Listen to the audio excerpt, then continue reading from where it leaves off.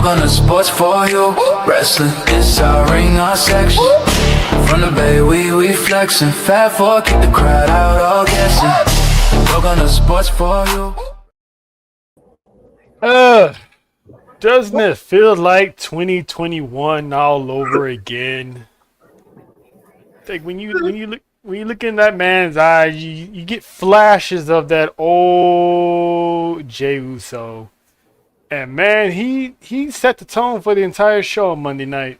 So we're gonna be talking about that. We're gonna be talking about a whole lot of stuff. But first, hello. You know what I'm saying? It's the chaotic duo. It's the chaotic duo, running shop for a second. But welcome to the S4UWrestling podcast. That is the La Madrina herself, the West Coast demon / turtle / anything you can call her from the West Coast. That is Nessa. Listen, we had a crazy Monday night. But Friday kind of kicked off pretty crazy itself because Friday night kicked off with a car accident.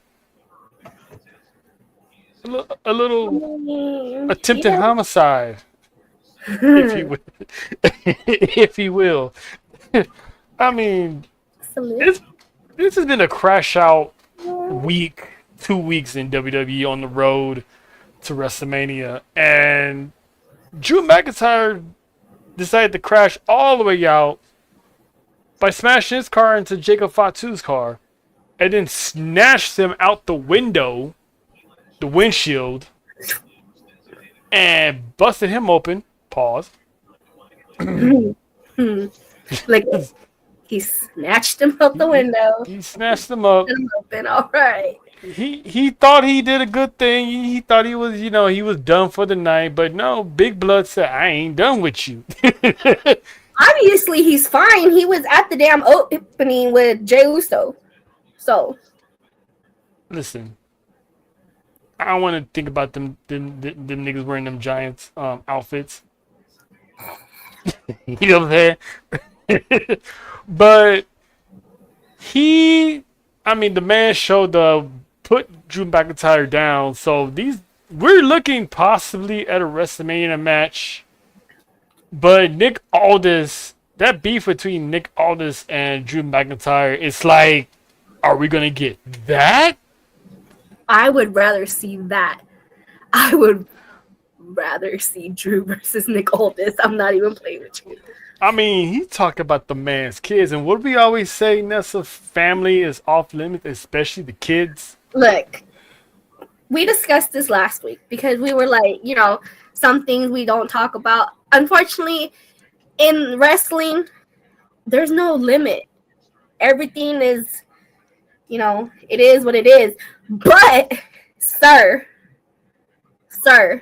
I hope that your wife can fight because that man's wife is crazy as fuck. So let me just tell you. Hardcore country can fight. He mentioning her kids. She gone. Okay? She can fight. She can fight in heels. She can fight in barefooted. That woman was running on the beach like she was Pamela Anderson trying to try out for the new Baywatch. Listen. I saw that. That was hilarious. But I honestly would love to see Nick Aldis versus Drew McIntyre. Because it looks like it's like they're teasing us with that though. Because like Nick Aldis isn't fully retired. He's like semi-retired and he's still in great shape. He can still put them boots on. Yeah. So, but he's like, don't let the suit fool you. I can still rock with it. Yeah. And he told Drew McIntyre, you know who I am. You know where you know me. But here's the thing, though. This is like one of the rules of being a general manager. If you put the boots on, you got to take the suit off. Yes. With that being said, I came across a rumor that that's what we're talking about. Yep, yep. We might, because we all want to, Jacob and Drew. That's what they're leading on. But this whole Nick Aldis, when he mentioned his kid, and challenge him as a father. That shift, I'm like, wait, hold on now. WWE's kind of cooking with this one here. Yeah. So the rumor I heard was Nick Aldis might be getting replaced as general manager Oh. of SmackDown, and with everything that's going on with Drew, it kind of makes sense.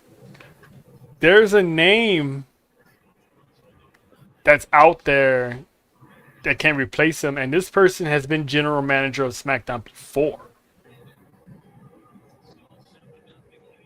Can you guess that Pokemon, Nessa? Oh, shit. There's a lot of them. Not really. To remember. Oh. I mean, you can still count on your hand, really. That's still a lot to remember. Like, 5 is too much for me. That's the process. The process without, studying. Yeah, that's a lot to remember. So, this name Wait, came... male or female? Ooh, I guess I can give you that. Male.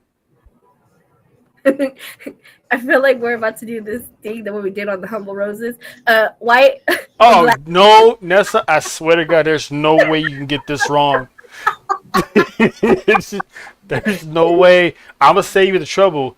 This person's white. Half of the general managers were white. There was only one that was Mexican. That was it.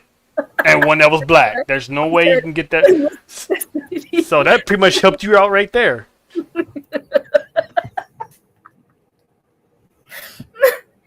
Oh, I'm still blanking. You know what? Just tell me. Fuck this. So.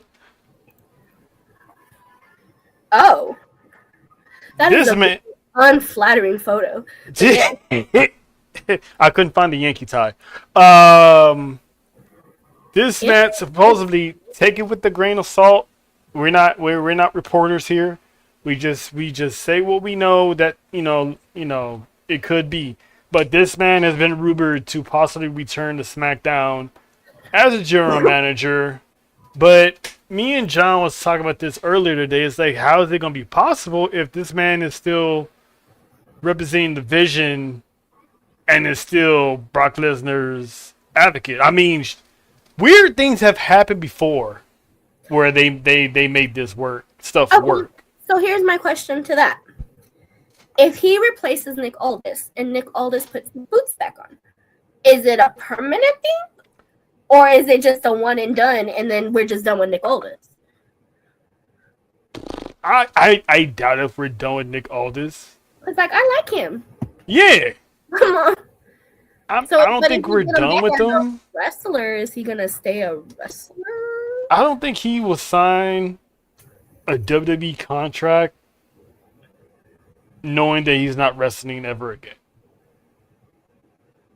True. God damn it, Netflix. You know what? You're just gonna have to keep me updated. And I'm over Netflix. You were working for a while. Yeah, glitched out again. Every time. It's like, oh, you want to go live on your little podcast? Watch this. It was live while I was live earlier, right?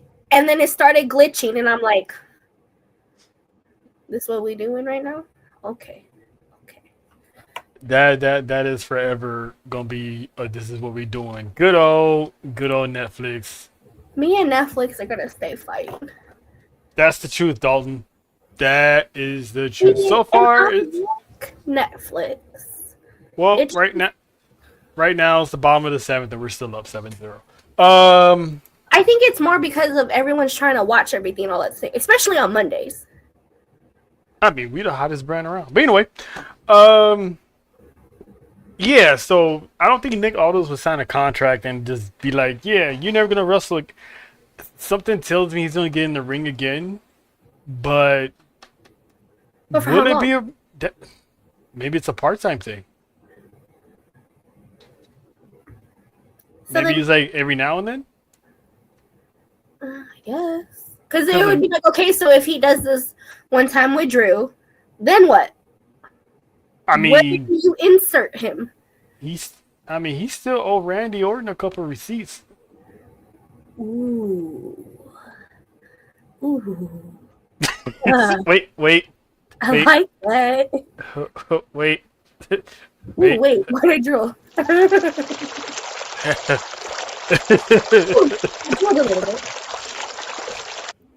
He still owes him a couple receipts, right? And Nick Aldis can be that baby face. So when he gets rid of Drew, maybe Randy Orton's champion. Maybe he gets a title match against Randy Orton. Not gonna say he'll beat him, but give him a title shot or something. Who Triple H comes out like, listen, you want to get your hands on somebody, you have to drop the suit. Yeah, pretty much. I mean, like, what is it gonna be, Nick? What's it gonna be? Because he already brought up the man's family. All the thing you got to do now is have Drew put hands on him. Mickey. Now he got to mention Mickey. Again, though. Drew, can your wife fight? Because ain't no way. I'm just saying. Listen, he would have to put hands on Nick for really to have Nick to be like, all right, I had enough. I feel like Adam Pearce is at that point. Yeah, but can Adam Pearce still fight? That is a good question. That is a good question. Because the last time we thought Adam Pearce was going to fight was in the pandemic, and he wound up getting destroyed by Roman Reigns. I'm just saying. I'm just saying. Adam Pearce is in a great shape. He's always, when he's at home, he's always walking his dog, hiking with his dog, going on a little jog. So when he makes his little Monday Night Raw announcements and shit. So, can he fight? It's just one of those things where I feel like right now it's weird that to see them otherwise. You know what I mean? Pearce, yes. All this. One, I wasn't even expecting him to go to WWE in the first place. So when Triple H brought him out there, I was like, what the fuck's he doing here? Two, I was slightly disappointed that I saw him in a suit. I'm like, oh. But then I always had the back of my mind, I'm like, maybe one of these days he's going to take that suit off. But I like where it's going. It took all this time to build for him to maybe finally take that suit off. Because now Drew's constantly breaking rules, getting in his face. Now he's mentioning his kids. Like you said, it's only a matter of time he mentions Mickey. And that might set him off, So, who knows? But who would you want to see first? Nick Aldis or Adam Pearce? Which one's, more curious?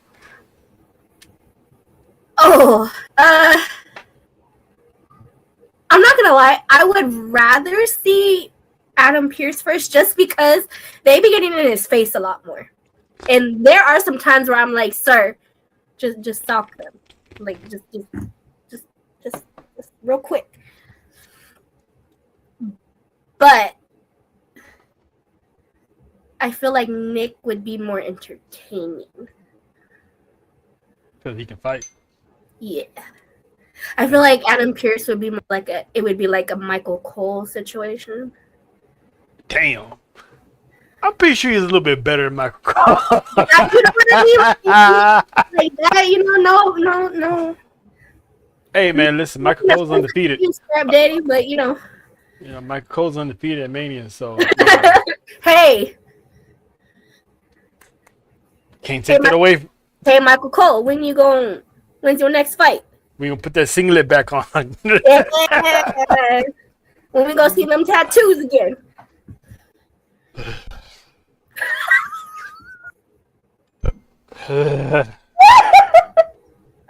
And I just had Del Taco earlier. How dare you?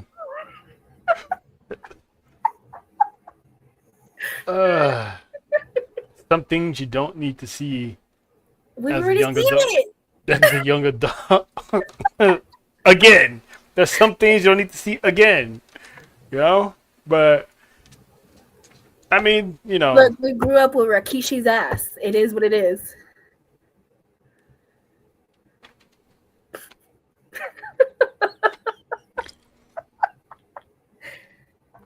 that's true. That is true. I've seen a lot. That Jesus, I feel bad for the Usos going. I can see why they always be crashing out because the stuff they went through in high school. I know they fought a lot of people.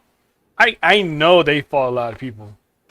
Imagine you go to school every day and they keep saying, "Hey, why your dad keep putting people's faces in his ass and he's wearing a thong?" Listen, you try to defend that as a child. Like, why your daddy doing that? I mean, I think at that point, if I was them, I'd be like, "Do you want it to happen to you?" I suggest you stop talking. I mean, I wouldn't be surprised they was ashamed of their dad at first. I don't know. But, I feel like if Rikishi wasn't good. I mean, why my dad can't be like Roman's dad? You don't see Roman's dad putting his ass in people's faces.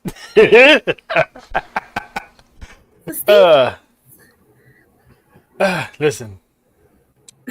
Stephanie can do it. I don't mind. So, I'm just saying. Stephanie can do it. Rhea can do it. Yeah. Naya You know what? does. I would not be opposed. Naya would not. Naya does do it. I would not be opposed.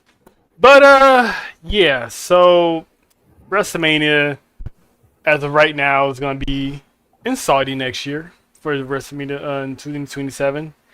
We're supposed to get.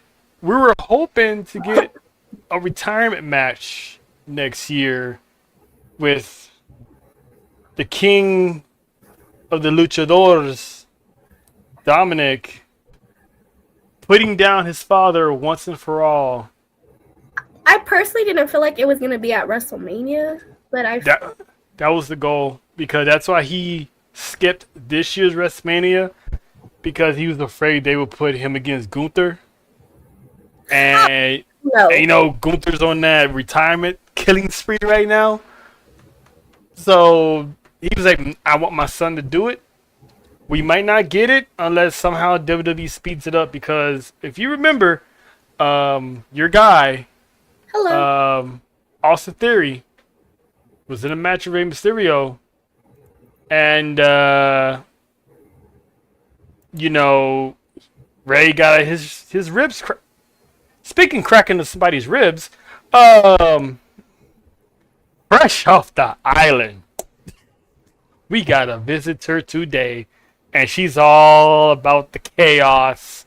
Because when she causes chaos, she usually does it in a collective.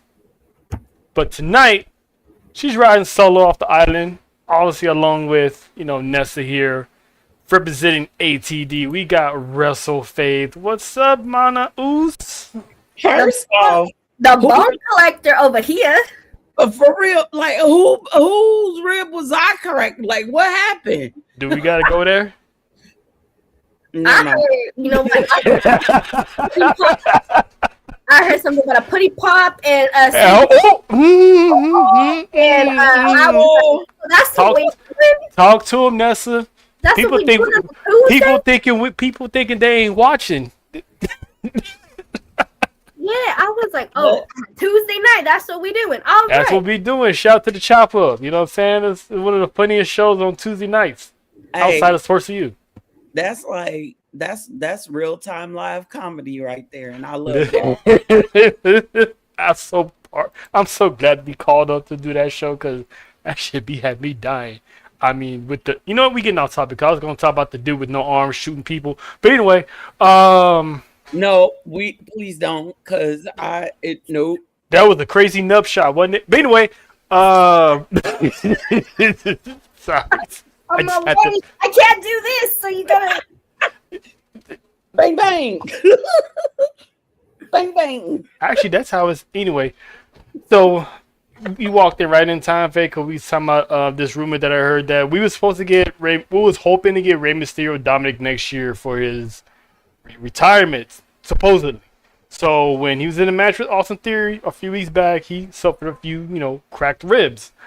So and which he kind of avoided this year's WrestleMania because supposedly there was a plan of putting him against Gunther, and how Gunther is on that retirement tour or whatever, so he wanted his son to do it. Rumor has it he might retire sooner than later because of those cracked ribs, and supposedly, it might happen sooner by summer. I think it's like Clash in Italy supposedly. That the rumor is he might retire there. I don't know what. Maybe they're gonna speed up. I don't know how they're gonna do that because Clash in Italy is not that far away from WrestleMania. Like after WrestleMania, so. If I'm not mistaken, I think Dom is probably gonna be pretty busy with Finn Balor by then, unless they're gonna work that in somehow. But that's what I heard. That's supposedly he might retire this year instead of his scheduled retirement next year. Does his retirement have to be on WWE? Is my question, because I see a story happening where they can happen and do it now on AAA. True, but if I know WWE, they're gonna want that on their TVs. Well, technically, it is still technically WWE. Yeah, but they want on their TLE. I mean, I can't. it just makes more sense because It does. It does. Ray has been there to do the English translation, but he's also been there where he's like, you're not, the real Mysterio, like you're not El Rey de los Luchadores. You're like, like that. And he's going to be like, okay, well, let's put this to the test. Like, I'll put my legacy with your legacy and we'll see who the real greatest Mysterio is, who the real King of the Luchadores is. And I feel like that would work best on AAA. Oh, yeah. It will work in AAA, but knowing them is like all the WWE Universe fans. On WWE, it just would make more sense. Yeah. Okay. Couple things. Ray wished he looked like that right now. Ray wishes. Stall him out. He's in the best shape he can be for a 50-year-old. Come on. That's Grande Americano shot. I don't know who that is in that picture. like Ray Phoenix's body. But anyway, okay. I'll say this in the nicest way possible. Ray done retired like 76 times already. Right? No. Yeah. He just keeps getting hurt. But every time he gets hurt, what's the conversation? And he's a Hall of Famer. He needs to retire. And he talks about it. He wants it to be with Dom, though. I get that, but here's my thing. At this point, and like I said, I'm trying to say this with all due respect. You know what Faith's trying to say is, man, just sit your old ass at home, get a bottle of tequila, go chill with your wife, and train your daughter who wants to get into business. Thank you. Yeah, because listen, he's been injured at least twice within the last calendar year. Yeah. Look what happened last year. He was supposed to be in WrestleMania and then fucked up his knee literally a few days before WrestleMania. And then we got Ray Phoenix. We replaced Ray with another Ray. Yeah, pretty much. And now, let's be for real. Cracked ribs, you got to give that some serious time to heal. Mm-hmm. You get back in a ring too soon with cracked ribs, you are potentially looking at not just cracking the ribs, but cracking the ribs so bad that you get punctured. You could puncture something. Like at this point, if they are going to do a retirement match with Ray and Dom, they could do it at Backlash. They could do it to give Ray more time to heal. They could do it at SummerSlam. I mean, they could wait until next year and do it. Mm-hmm. if you think about it, there's always going to be a story between Ray and Dom, just because it's always that he's still on that my deadbeat dad. Like there's not a time where he's not really mentioning him kind of thing. Yeah. Or they mention each other. So they can pick up a story anywhere.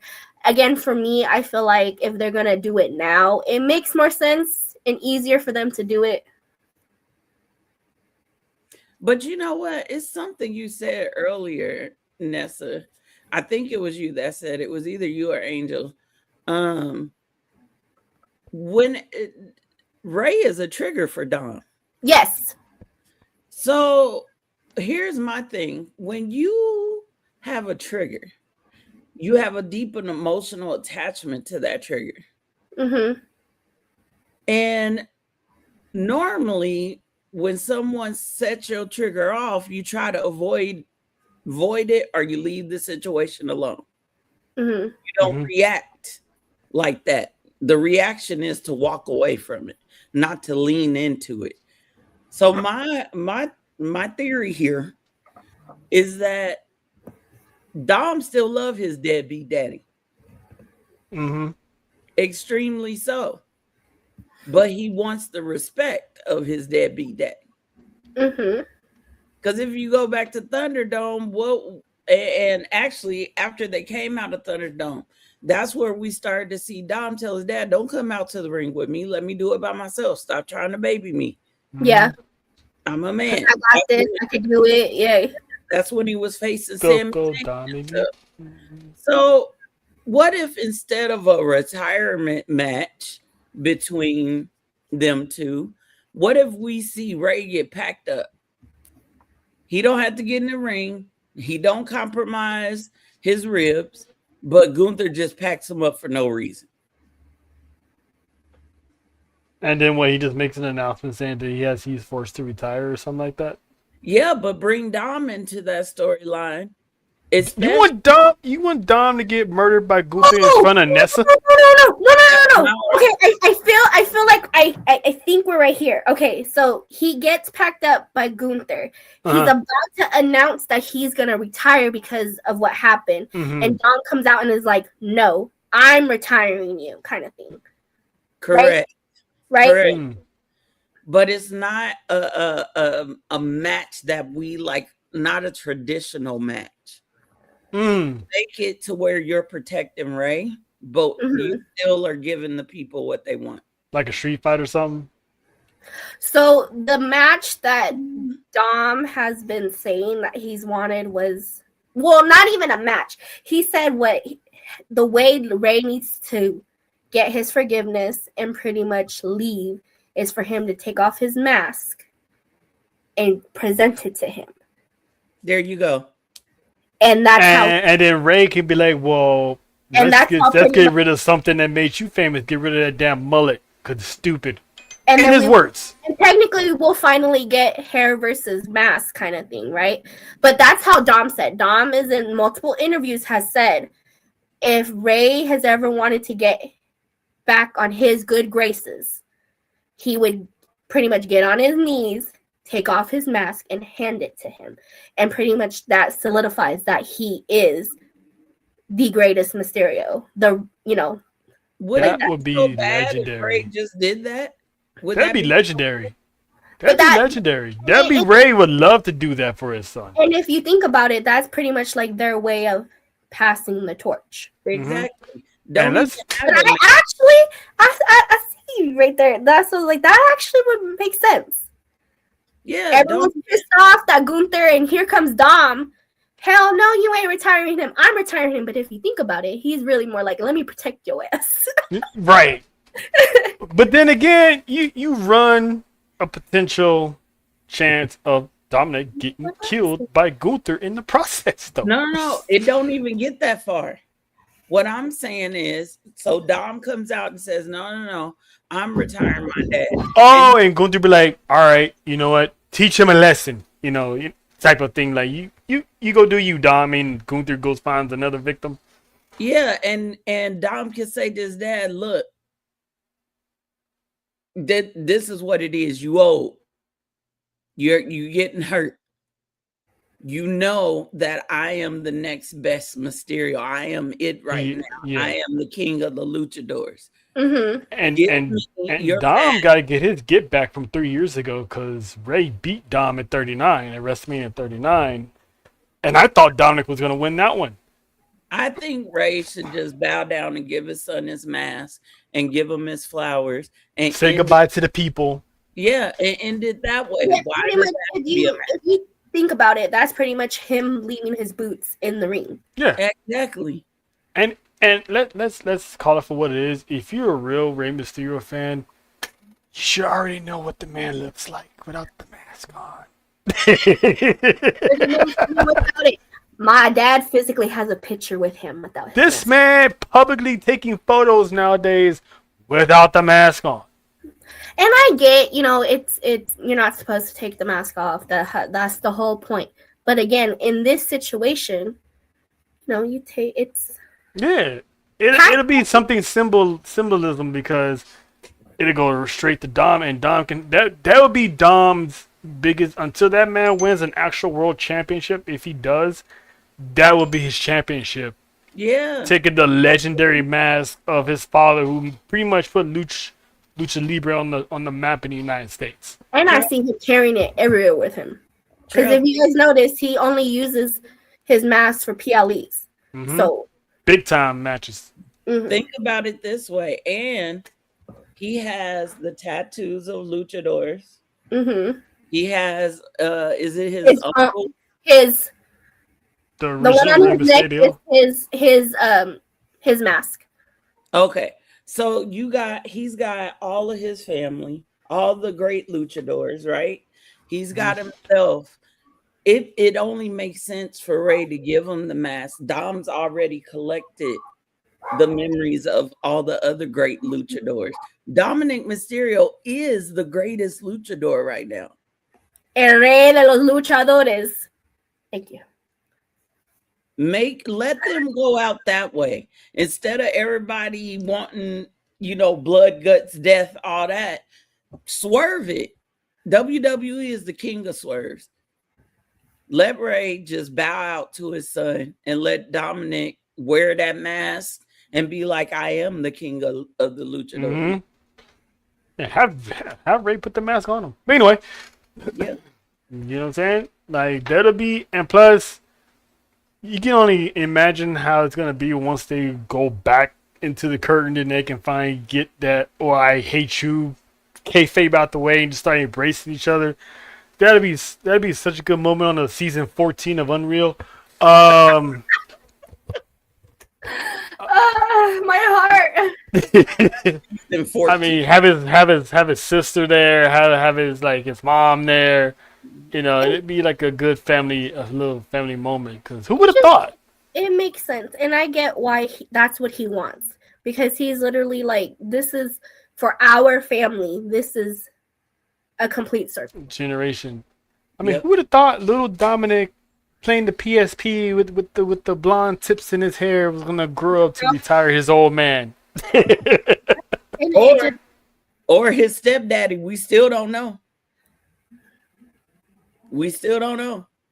Well, he can only retire one of them, so. I'm just saying he could be retiring his stepdaddy. I'm just saying. Listen, man. When the man puts on the mask, that's Ray.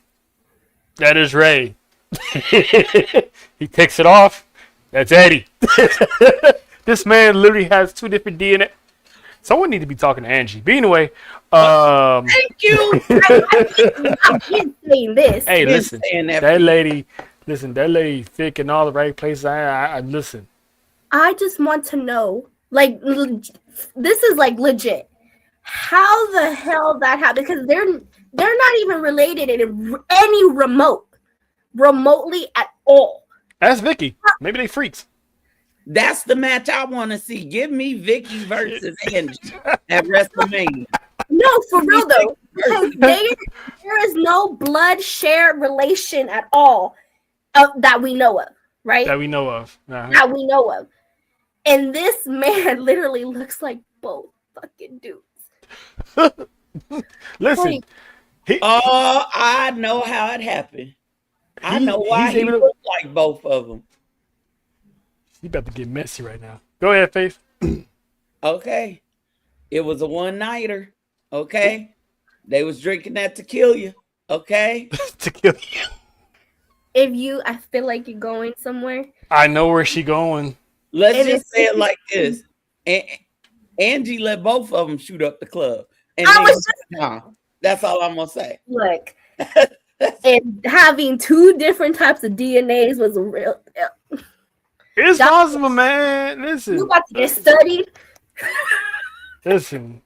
Angie's one of one. I'll just say that. That woman is one 'Cause of one.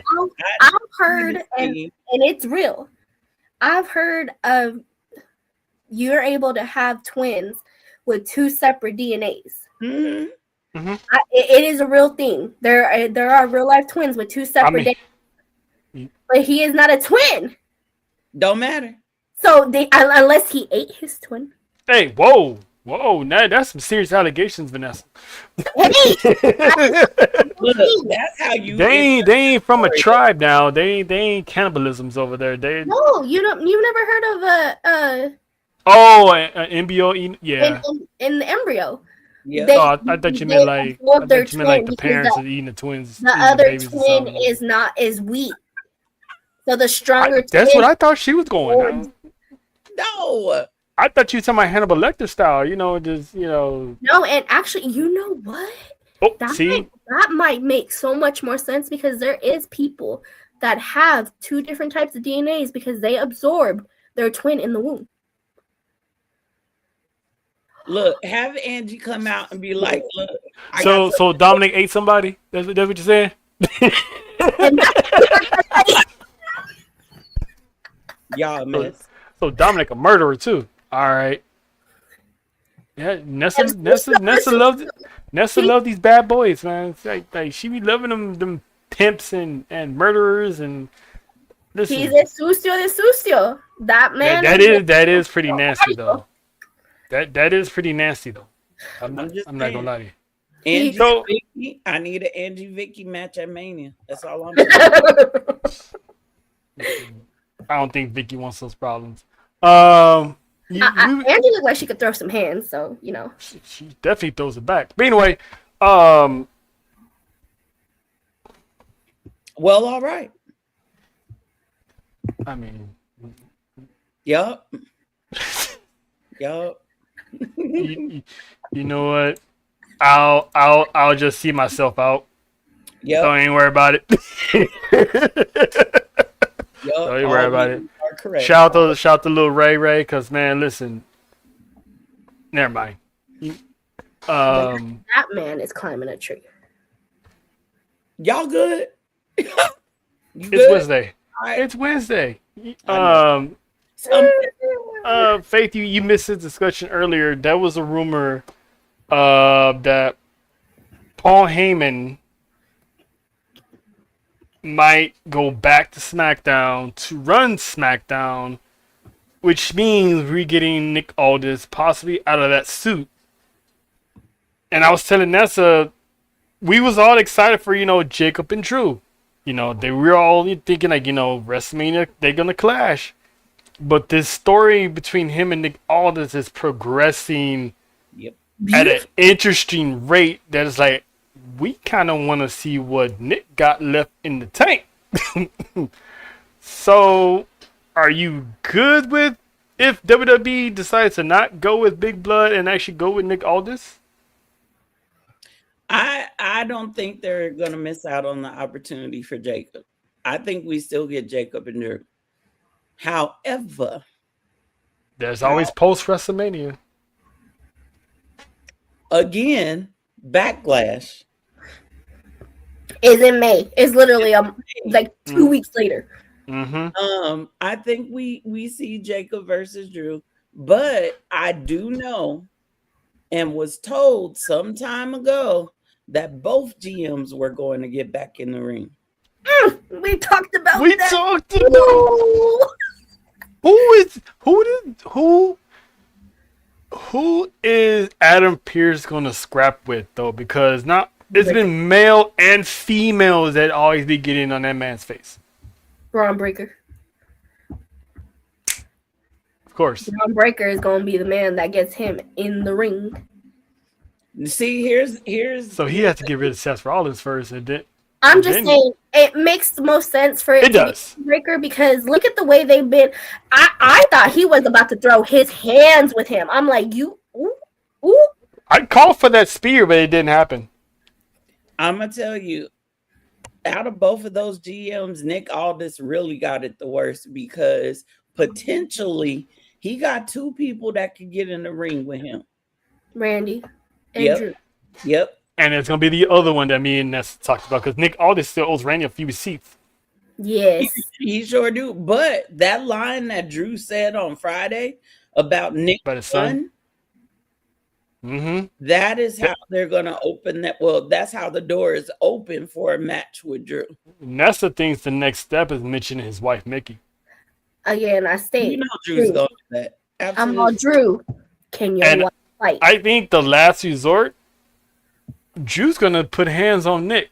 And Nick's going to be like, all right, it's go time. And that's when Triple H is going to come out and be like, listen, if you're going to do this, I'm going to need you to drop that suit. Because he can do it right there and then, too. Do y'all remember what Nick told Drew after Elimination Chamber? No, I don't. Think that he can still go or something like that?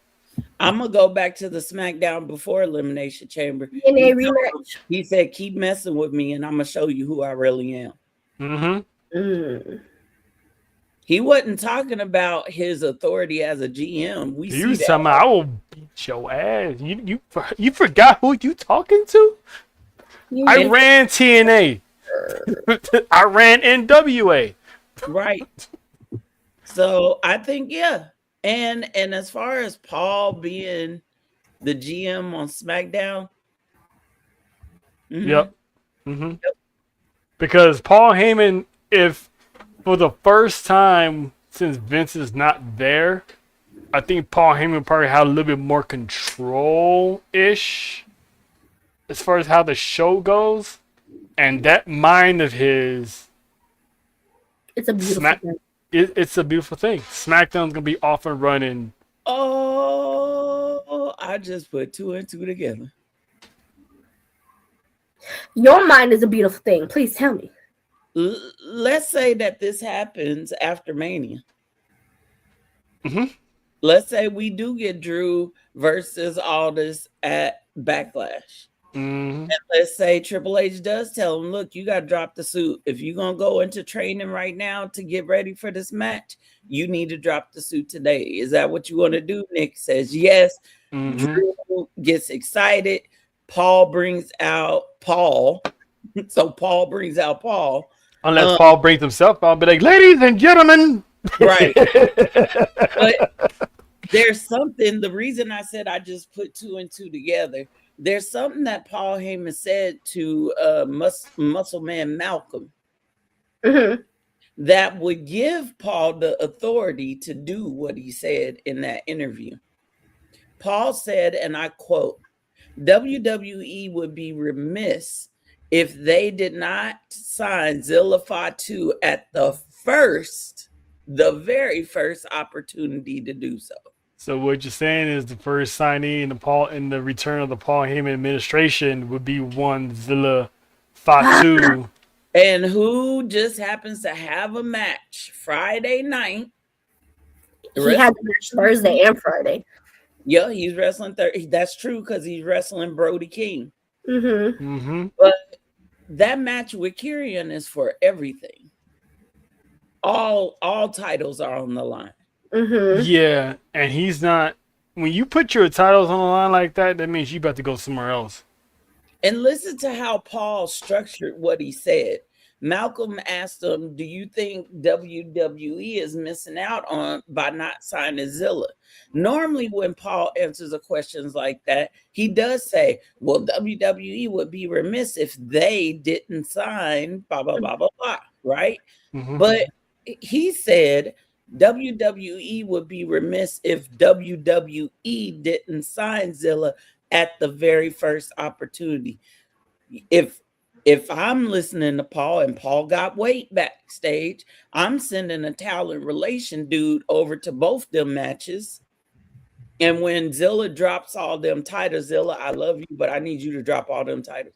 When Zilla drop all them titles, have the contract ready. Have the contract ready and have him debut as Paul's first signee as general manager on SmackDown. Mm-hmm. Especially if Jacob's in a jam, and then someone shows up. They can revitalize that tag team they've been doing on the indies. However, but and we'll talk about this when we get to Bloodline stuff. There's a couple steps that gotta happen. Yeah, all that. Yeah, because also I saw an interview when Jacob was, he was still, when he was talking about Punk, I'm like, there's a civil war coming. If you ain't Paul Elysian, because the way he was like, he was harping on CM Punk because they asked him outside of Paul Heyman who has the best mic skills, and he's like, damn, I would say Punk, but I don't want to say it right now because what he said about my uncle. And it was like, and he alluded to like it's on site. But he said it was on site with who? Him and who else? He said he got to see me and he got to see Solo. Yeah, because Solo hasn't seen him yet. So he's already, and plus, Solo being told by Tama, which once again, he's a Tongan, that he sounded like Roman Reigns. It's like you always complain about your dad or your mom, and then when you grow up and someone else says, "Dang, you sound just like your dad and your mom," you're gonna get a little heat like, "Listen, shut up. Don't tell me that." So, yeah, you definitely, yeah. But anyway, I'm gonna say this, and I don't want to answer to it. I just want y'all, I want it to rest, marinate in your spirit. In the show. Why is it so bad to be like Roman? I think at the time they tried to prove to themselves that they're better than Roman. Like, why does Roman has to be the one to lead this family? I can do it. I know I can do it. And they both failed. Him and Jay failed. But this is now. Right. That's what I'm saying. Once it progresses, they're gonna be like, nah. Solo still has to make good on something he promised. That's all I'm gonna say. Mm-hmm. And I was there live when he was supposed to make that promise, but he didn't get a chance because the High Chief showed up. Ooh, I can't wait till we talk. The High Chief showed up, so he wasn't able to make his, declaration that he told Tama, if I lose this, you all gotta acknowledge Roman, because I'm gonna do it too.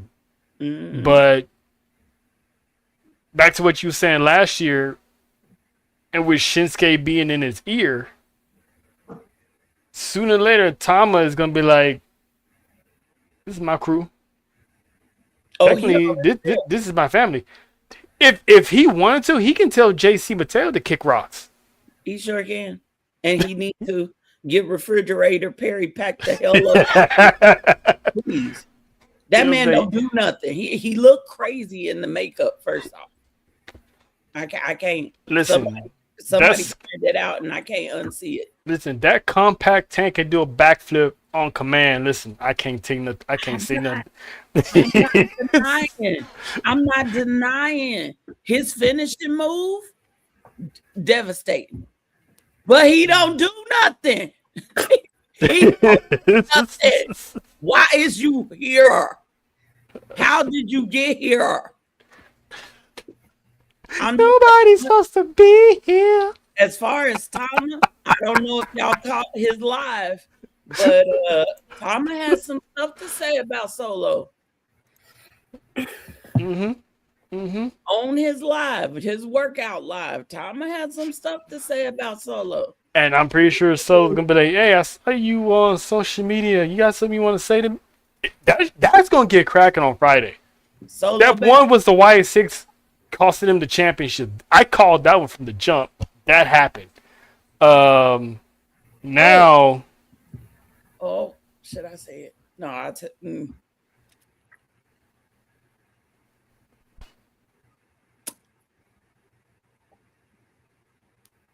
Don't look at me like that.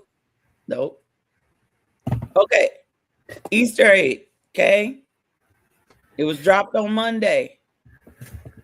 Had to do with Tama, Tonga, and The Rock. That's all I'm gonna say. Oh, you talking about? Yeah, me and JoJo was pointing that out. The trucks. I noticed the trucks right off the bat. I'm like, why is he there? And why are the Tongas in the back? And they were on the same side.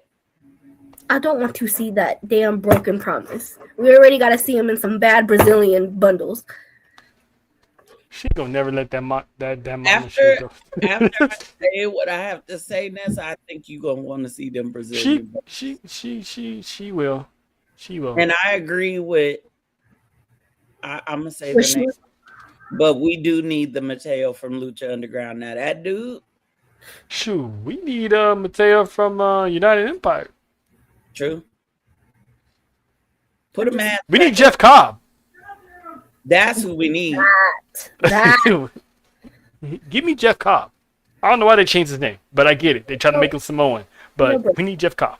He ain't Samoan. He's Guamanian. Like, it pisses me off. Stop it. Stop. I can't take it.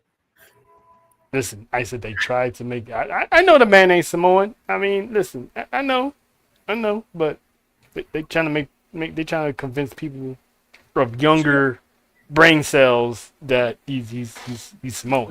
The whole reason they brought him back, they scrapped that storyline, and then they didn't know what to do with him after that. He was supposed to come back and rekindle a rivalry with Jacob. Mm-hmm. Which I was hyped to see. Yes, because if you know, and if you've seen Jacob, the enforcer versus the enforcer, right? If you've seen Jacob versus Jeff Cobb, if you know the relationship between them, they don't like each other. He can't stand him. They don't like each other.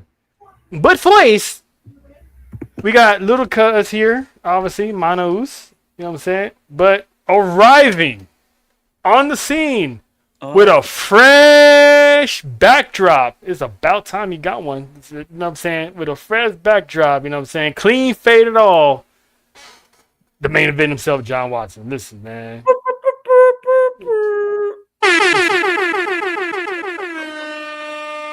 I just got one question. I need to ask everyone in the audience. And nope, we didn't. I just played. I got one question I need to ask. Did you miss me? Hi, Dad. Hi, Dad. Because clearly Isaiah did. Did you miss me? Destanio mucho, Isaiah. Destanio mucho. Destanio mucho. John. Destanio mucho. Say hi, Tro. Hi, Faith. Hi, Tro. What's up? Hey, I take it. I take it. Hi, Faith. Oh, you got that one right. Shout out to the little one, man. Shout out to the little one. Sorry, he was banging at the door. What's going on, everybody? Listen, man, we're in the middle of we was in the middle of multiple discussions. To be honest with you, what were we really originally talking about? Oh, the possibility of Paul Heyman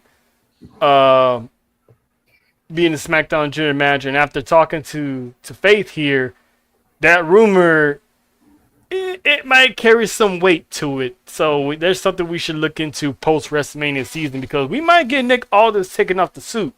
So we still might get Jacob and Drew for Mania, but then what we were saying, Backlash is on the horizon afterwards. We could get Nick Aldis and Drew in Florida, in Tampa. I can see. Knowing that now that that's what you were saying is real, I mean, it could be real. It'd be good to see old Magnus throw the boots back on one time for the one time. You know what I'm saying? So to Nessa's question earlier, is this a one and done thing with Nick Aldis? Because he still owes Randy a few receipts for them RKOs that he was getting all of 2025 as well. Well, my question is, when he left NWA, had he officially retired from in-ring competition? I don't think he announced any type of retirement. I think at the time he was like semi-retired. And I was telling Nessa, I don't think he's going to sign a WWE contract knowing that he's not going to wrestle again. Because he had a neck issue, didn't he? Was it a neck issue when he left NWA? I think can't so. remember. I think it was a neck issue. So. But yeah, I'm pretty sure it's healed now. Yeah, I mean, he's been now? It's been 2-3 years now since he's been been on WWE television. So I wouldn't mind seeing Mr. See Mickey James's husband strap on the boots and one time for the one time. We know their history, obviously, and now you brought the kids into it. I mean, yeah, y'all don't learn. I mean, I need the Elegance brand, and Drew gonna have to learn, man. Stop, leave the kids out of this, man. We all know the kids. Leave the kids out of it. I mean, Elegant brand took a little step too far. Yeah. Kind of kidnapped the kid, but anyway. Mickey don't play about. Mickey still fight. She can fight. That's just what I said when the first thing I tweeted when Drew mentioned Donovan, I was like, yeah, Mickey James is on line one. And Nessa was like, she needs to know Drew McIntyre's wife can fight. Yeah. I don't think she can. Fight. Even if she can, you fight an angry country woman. Listen. That woman can fight in cowboy boots and heels if she wants to. Exactly. Hardcore country. Listen. And by the way, all this should have got Randy before Randy woke up. All this don't want them problems now.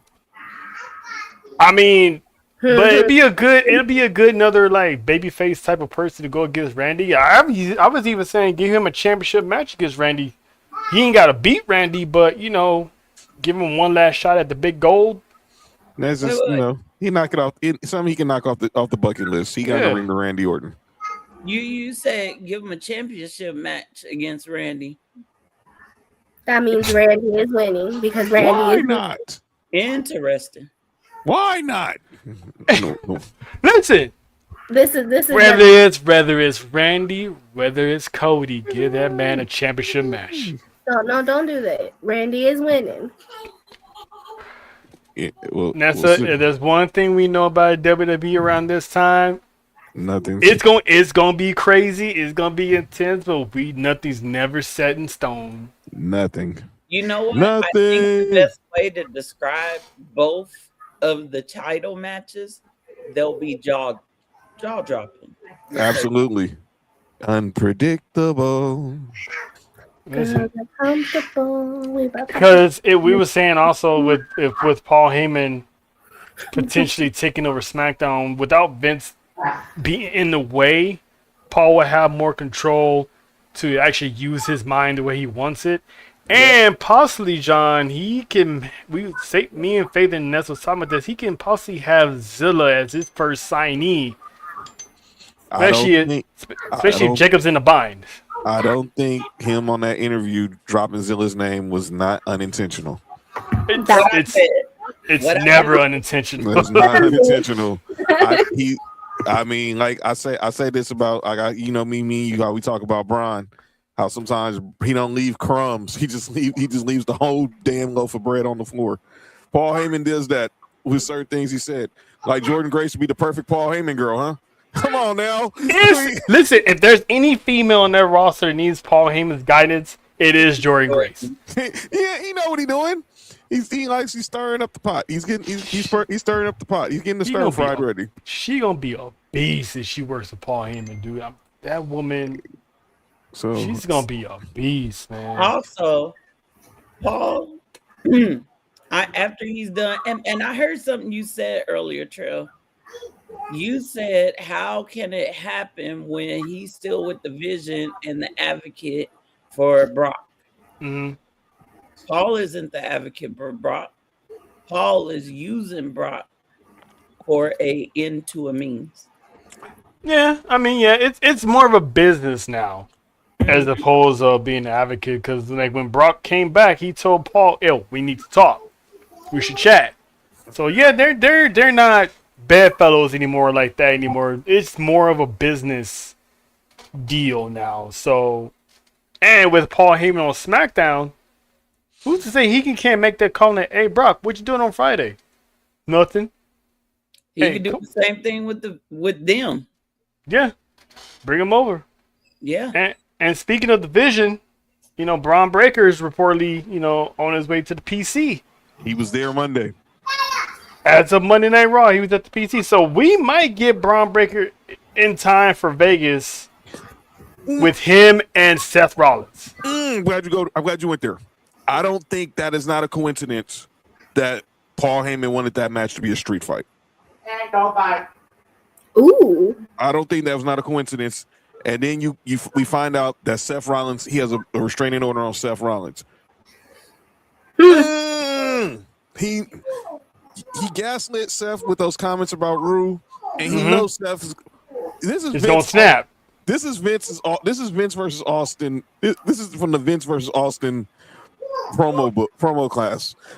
He knows Seth is going to go back one more time, and it would not shock me. He's gonna set that trap for the dog. And the dog's going to be leashed off the chain in the Mecca. The Mecca, Boston. I said it. The Mecca.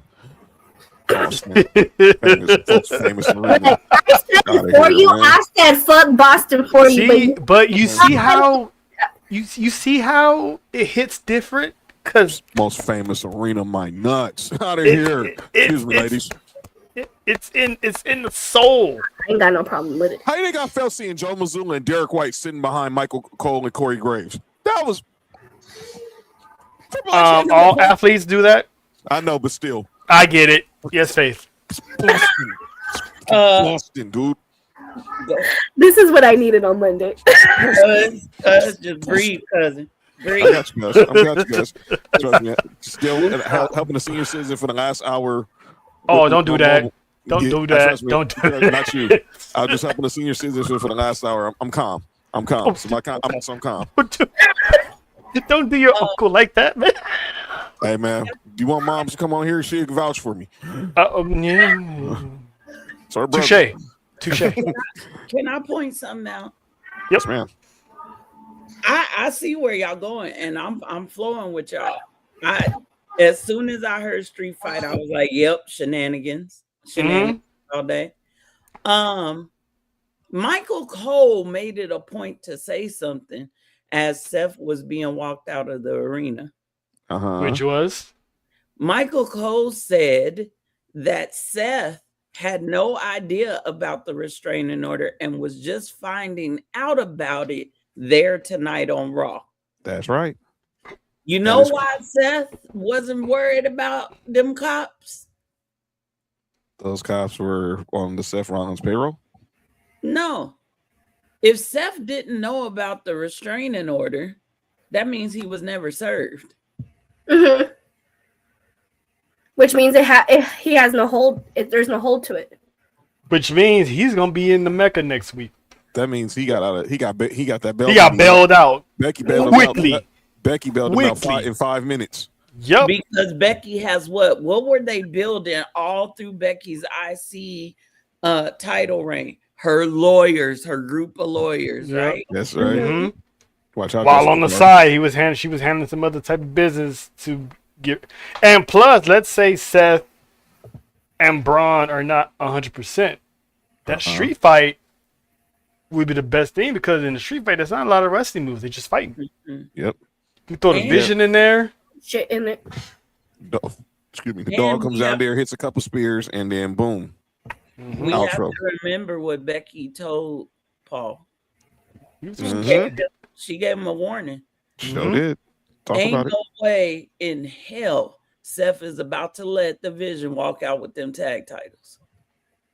Oh, you better. Who's his team he's picking, or who's his partner gonna be? Why he need a partner? He got a whole Foot Clan. The Putty Patrol. Shout out to Shredder. Got the whole putty patrol. So you can Ain't pick. they been stumping people for like 3 months now? 2 months now? Mhm. Oh, just like the Well- Yankees did the Giants tonight. Facts. Listen, like, oh, Frisco, huh? Jay, I love you. Jacob, I love you. I'm not going to because I know that's the family team. But if I said it to Liv Morgan and Raquel, I got to say it to y'all. Take ugly ass Giant stuff off, dude. I'm sorry. Jameis, you too. That's how I felt. Ugly-ass Giants, Hey, man. you Ugly-ass know, Giants, you know man. what? You know Oh, what though? that's Giants. I will say this though. I'd rather see them in the Giants uniform than a Padres. Damn right. Man, that would have been that's the one big strike on Dominic Mysterio. Oh, I got to run for the Padres. But Can I but point I gotta give Jay props. Threw out a good first pitch. So I gotta give Oos props. He didn't Stephen A that thing. Go ahead, Faith. I want to point out something. It was promoted and has been promoted as the Usos being at Yeah, I noticed that. Like, And it was just a Jay and Uso it was and a Jay and Jacob. That's crazy, right? You Jim got gotta wonder where's Jimmy. Like Was Jimmy never missed an appearance. Where's Jimmy? I can And tell you where Jimmy's- Jimmy's at. I guarantee Jimmy's back in Florida.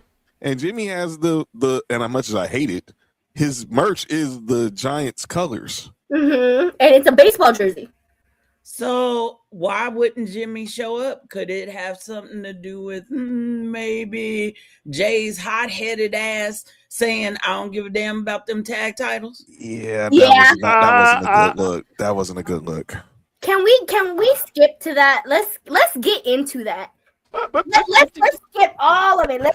Let's talk about this shit. Before we go to there, I need to Yeah. know, did we address Baddies 2.0? Nope, and that's what I was trying to get to. Talk about that. Okay, That's what I was okay. trying- Okay, just want to make sure that's what we went. That's the only thing I didn't want to miss. I can handle anything else, but I didn't want to miss that. Yeah, so the bloodline that could be held at the end because there's two parts of that bloodline discussion. One with Jay being the knockout artist, and you know what happened at the end there.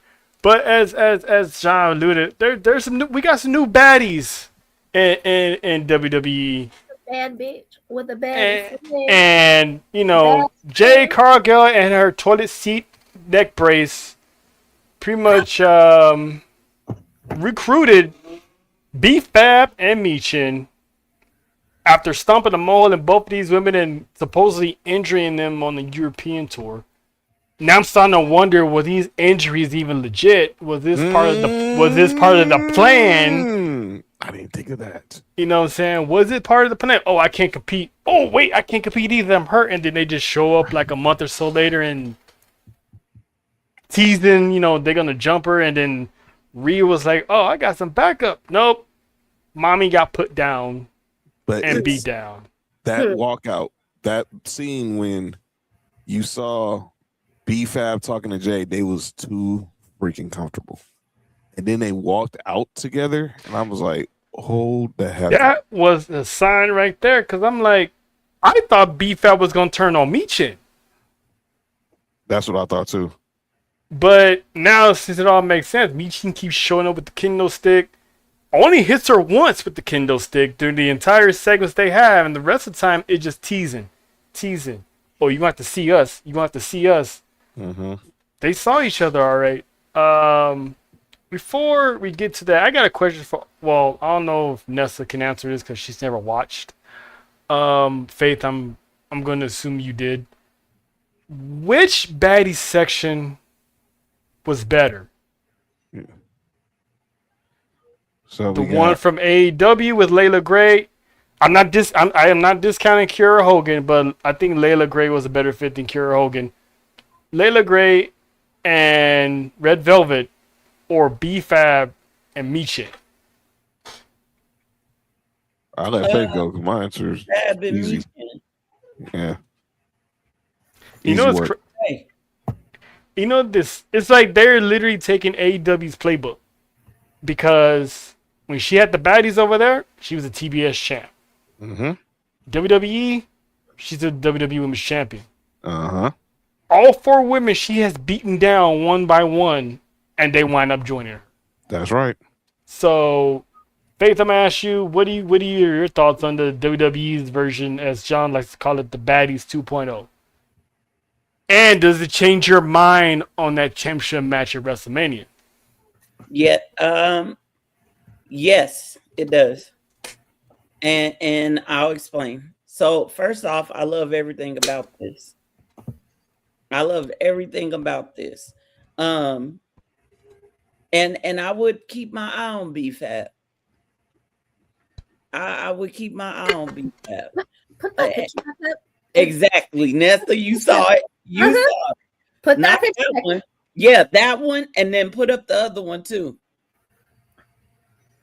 What's she looking at? She's looking at the title. BFAB. Alliance of Convenience. Yep, Alliance of Convenience. She ain't dumb. She want that title. Whether Bianca comes back and get that title, I guarantee you we gonna see. She's gonna be in a championship match sooner down the road. Yep. Yeah. Yep. So that's why I love it. There's some fresh storytelling here. Then you got Michin. Michin ain't about to be like, hold on, I ain't your stepping stone. I want the title too. I like this because it tells me that WWE is not giving up on Jade. Now she's getting reinforcements. She can have people do her dirty work. They can have like some, like trios matches if they want to. But now she has a henchman. So that pretty much tells me that they're really going to save Jade for a possible Bianca Belair return for that championship. But even if it's not built for that, they're still putting her in that position of how she keeps saying it. I'm that bitch. And this is why. But the whole point of this, because even Michin said, don't act like I forgot. This is exactly why. This is the whole point of this is it's my enemy of thy enemy is my friend. I'm gonna say this. Number one, watch out for the quiet ones. And BFAB is definitely the quiet one. Number two, I agree with you, Trail. They are showing that they're not giving up on her, even though she may have made some or broke some fourth wall things. Especially with the Charlotte's entrance, that was not supposed to be part of the show. She messed up there. And then she messed up calling out Rhea about going to creative. And I said this when I was on Main Event Mamas. I don't think Jade fully understands the politicking of WWE when it comes backstage. Now, do I think that BFAB and Michin being a part of this, is this going to affect the Mania match? I have to say, yeah. Because who does Rhea have? I think Io going to be busy with Asuka at Mania. So there goes Io. Rhea don't have no friends on SmackDown. The only person I can think of is Tiffy Time, possibly. I doubt it. There's a small possibility. But she might be busy herself. She might be going after the United States Championship if Kiana James doesn't do it first. But this is the other reason why I love it. I was so bummed out. And I know we talked about this and I was defending Jimmy. He had to go and be potent, okay? He had to go and be potent and messed up a couple things that were in the making. And one of those things I have been waiting for since 2021, 2022 is a female bloodline. What is happening now was supposed to be Naomi forming the female bloodline. But I mean, it would have been her and Naya's tag team champions and now Lash. No. It would have been Naomi with the title. Nia and Lash would have been a part of it as tag team. They would have pulled up PJ Vasa because there were talks about her being a part of it. And there were serious discussions about the Tonga twins. That could still happen. You can't. When Naomi gets back. We still gotta wait. Because Hey, man, remember, listen. she gave up the title. She definitely coming back for it, Mhm. breastfeeding and all. But Oh. I do like that we are getting a female faction. Yep. Yeah. It's Mhm. something fresh, it's something new, and it's because what are all the females on SmackDown doing? They all in goddamn tag teams. Why? Yeah. Thank you Why? for saying that. And again, this is what I said earlier. Now it solidifies BFAB and Michin as an actual tag team because they Mhm. can go after those tag titles. Mhm. And then you have the baddie section full of gold. Yep. Can they So- just bring back the real baddie section? See, I'm sorry. John, your baddie's sitting up top of you, so relax. She knows. She knows. She knows. I'm just saying, there's nothing wrong with having a little eye candy in the crowd, for the masses. Not everyone can be so lucky. You know what I'm saying? Jade has been calling them out. She said, yeah, she's been online. Like, where y'all at? Where the baddies at? Where the baddies at? Where the baddies at? I don't think these the only baddies. I'm gonna be honest with y'all. Oh no! Yeah. If she, I can see WWE literally bringing in the baddie section. NXT. So who you? I can see Jada Parker in the crowd in the baddie section. You know what I'm saying? I can see that. I can see that. Did anybody know that Jada is having a match at MSG? Yep. Money Jordan. Yep. Would you like me to say that out loud for you? Yep. Listen, Hey, after her and Kalani Jordan beat the hell out of each other, I can see them put them to the main roster as part of the baddies. Ding, ding, ding. and We're like, shout out these to girls can't stand each other, but they know what the business is, and they y'all want to be part of the baddie crew because they want to get. And both of them, Kalani Jordan definitely now has the attitude of being a baddie. And Bully Ray, I need you to shut up. That's all I'm gonna say. I ain't gonna say nothing else. I mean, sometimes he says good stuff. What do you say? No, Look. he ain't say nothing good to He's her. asking, and I get what she's saying, and I heard Lovely tweet about it too. You don't have to be, just because you smile does not mean you don't have attitude. Thank you. Oh, that. And that's where I was like, why? What does it matter? The whole Because point is you think that I'm so innocent. You think that I'm this bubbly gum. And then when I come and attack your ass, you gonna know for real. I don't need to be frowning and shit all the time. For what? It's called leading people into a false sense of security. Thank you. I'm smiling at you 1 minute, and then you waking up on the floor the next. Look, I grew up. I'm a diehard Lakers fan. Magic Johnson had the $1 million smile, but when he stepped on the court against the Celtics or the Pistons, he was ready to rip their freaking hearts out. Thank you. Perfect segue. Yeah. Go ahead, Nelson. This is what. This is why you don't judge But I have books a by thing. their covers. But here's my thing I want to say about the baddies, and I'm gonna leave it to the floor to the entire panel for this. Who's one of Michin's mentors? Sheldon. Yeah, well, yeah, but I'm talking about someone who's about to be immortalized. Phenomenal. AJ. Right. Where does BFAB train at? The dungeon. The dungeon. There's no excuse for Jade not to use that resource. Except for there may be some beef between Jade and Natty. Mm-hmm. That's when you gotta like, in the words of like Kaz was saying with her and Rhea, take the freaking meeting. And look, take the meeting, talk this out, listen, be willing to listen. It's not that. Also, like what Myers was saying, you gotta have that mindset, that heart, that to step foot through her doors. Exactly. And if she sees you ain't got that, why set up a meeting? And look at a couple things. When Natty had her birthday party, who wasn't there? Jade wasn't invited. She gotta earn her way to the dungeon. I She see. better going to the PC.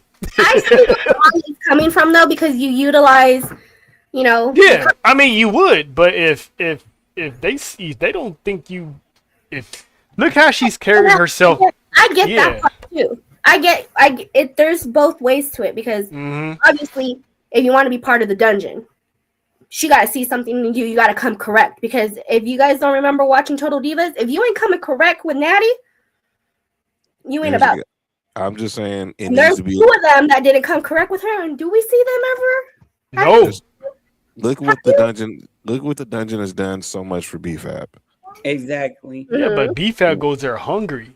I know. Sometimes you gotta fall before you rise, and I know Jade has pretty much she's in her bag. They gave her the green light to the roster because of her name. Her name carried weight because of she looks like a freaking superhero. Well, she does. But like you've heard, we've all said it. People in the network have said it. She would have benefited from a minute in dominating NXT just to go up there because look, it didn't hurt Jordan Grace. Mm. I mean, And this is also a Dom byproduct. was This for a is big also a byproduct of coming from a company that doesn't really have structure. Exactly. Yeah. Unlike So it's not entirely her fault. I know. It's not. She wasn't taught correctly in AEW. WWE fast tracked her to the main roster instead of having her work with Sean a little bit, have her work with Matt Bloom, have her work with Finley, Regal, all the lady legends that are trainers down there. And now Jazz is down there. Yeah. You know what Jazz could do for her? And there's been a few times Natty has stepped foot in the PC. She could have already been working with Natty. She probably would have been in the dungeon by now. Exactly. I don't She think has it's to gonna she has to earn herself. I don't think it's gonna happen, bro. But I'm like this, man. If BFAB could broker a peace treaty between them two, there's no way you should not be using that resource. Now, I don't think it's gonna happen. Yeah. To me, it makes zero sense for you to let your ego get in the way instead of seeing that you could be a part of something special. If Liv Morgan's down there, why the heck aren't you down there? Well, and Liv Morgan came from NXT too, so she knows about to come up. Exactly. Here's the other part with Jade, and I'm trying to find both of the videos. And I know I will. I just got to remember. There was an interview, and it wasn't a super long interview with both Naomi and Bianca. Not at the same time, separate interviews, separate time. And Bianca said that Jade was extremely difficult to work with. That's a problem when one of the top women, because don't get it twisted, Bianca is up there. She's one of the faces. Don't worry. I gotta. This will not be the last time you hear her name on the show tonight. Faith, can you repeat what you said that Bianca said, please? Jade is very difficult to work with. So she has a reason to get her pushed into a car. Okay, thank you. I love you. Because I was gonna bring that up. We have no proof of that. Naomi, you gotta live a full circle moment, people. We have no proof of that. Yeah, we do. Naomi, who also you just is a highly respected woman in the women's locker room, also said Jade was extremely difficult to work with at times and would not listen to direction, which we saw come out in the matches.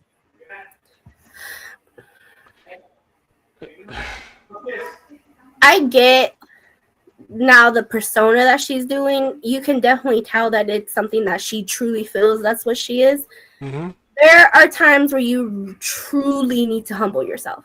Yep. Because you're not producing a product that you feel is top.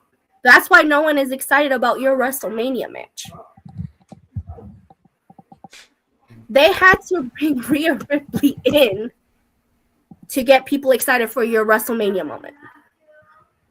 And now Rhea might take that pin. And I'm glad, and also I'm just happy that B-Fab and Michi are going to have. Thank you. Exactly. They're on TV. They're going to be on TV, and they're going to have a WrestleMania moment. Yep. And they're going to have a WrestleMania moment because I'm expecting all-out shenanigans now that they've sided with her. And like they said, she ain't got no backup. No. For me, that match, I felt like it was like, have we talked about it? It could have gone either way. Either Jade won or Jade lost, right? Now I feel like it's gonna lean more for Jade keeping the title. Mm-hmm. And then give her an actual title reign. Yeah. And this might be a good reason why we're not getting her versus Charlotte Flair yet. They're saving that. Mm-hmm. It might be SummerSlam. Let's see what you can do with Rhea first. Then we let you. Then you can come pray. Then you can come bow to at the Queen's throne. Right. And if Jay hasn't learned from her past as champion, they're gonna hit that emergency button and have Charlotte Flair make history anyway. Yep. By getting one step closer to tying her father. Mm-hmm. So just kill two birds with one stone. And who outside of Rhea, who else can carry that championship? Not named Bianca Belair? Charlotte Flair. Who's been out of the title game for like what, 2 years now? Yeah. Three. Well, you say her last title reign was WrestleMania 39, which means you were at. So 3 years. Lost to Rhea Ripley. She's been out of the title game for 3 years now. Almost the same length of time as Roman. Crazy, right? Listen. But speaking of ripping hearts out and throats and all that stuff, one of the matches that I'm low-key most excited the most this one here. Each other apart. Talk about on site. This feud that literally no one else is really paying attention to outside of us is one of the biggest feuds on Monday night. Liv and Stephanie. Ooh. I didn't think it was gonna be this good, but this is helping Stephanie as champion as well because it's making her look good. It is. Liv is I'm telling. Liv is elevating. Oh boy. Huh? You did say Raquel, dog. You did say Raquel almost. You almost caught Stephanie Raquel, and I'm telling. I'm telling. Wait a minute. That's what happened. That's what happened when you can't manage your women. Happens to the best of us. Shut up. Happens to the best of us. Talk about first full circle moments. It happens to the best of us. It'll make you sound no better, Jonathan. I'm still saying. I'm just glad to see. Hey, at least both of them are Latinas. But anyway, and that's how you made the mistake. That's how you made the mistake. I get it. At least they both Latinas. Anywho, see. But but yeah, I'm so excited for this match, man. Like that's just gonna be a whole lot of fun. Cause as much as we were saying that it could go Rhea, it could go Jade, this can go Liv. It can also go Steph. Mm-hmm. Because what if Steph gets a long title reign and Naomi comes back and they've been teasing her and Stephanie. We never got that match. Mm-hmm. Naomi could come back and beat her for that title. Mm-hmm. So what was your thoughts, Faith, when pretty much Liv was coming out with Dom, everything was, roses, and Stephanie just came out that and just start and basically whooped that ass, and they would just fight. They fought all the way in gorilla in the back. Look, we on the road to WrestleMania, baby. We on the road to WrestleMania. It better be some hands throwing. It better be some action moving. It better be some beating a bitch to the white meat. It better literally. Because that's literally what happened on Monday. I was like, Liv, god dang, girl. She threw Stephanie into that. It went black, okay? I was like, damn, is Steph okay?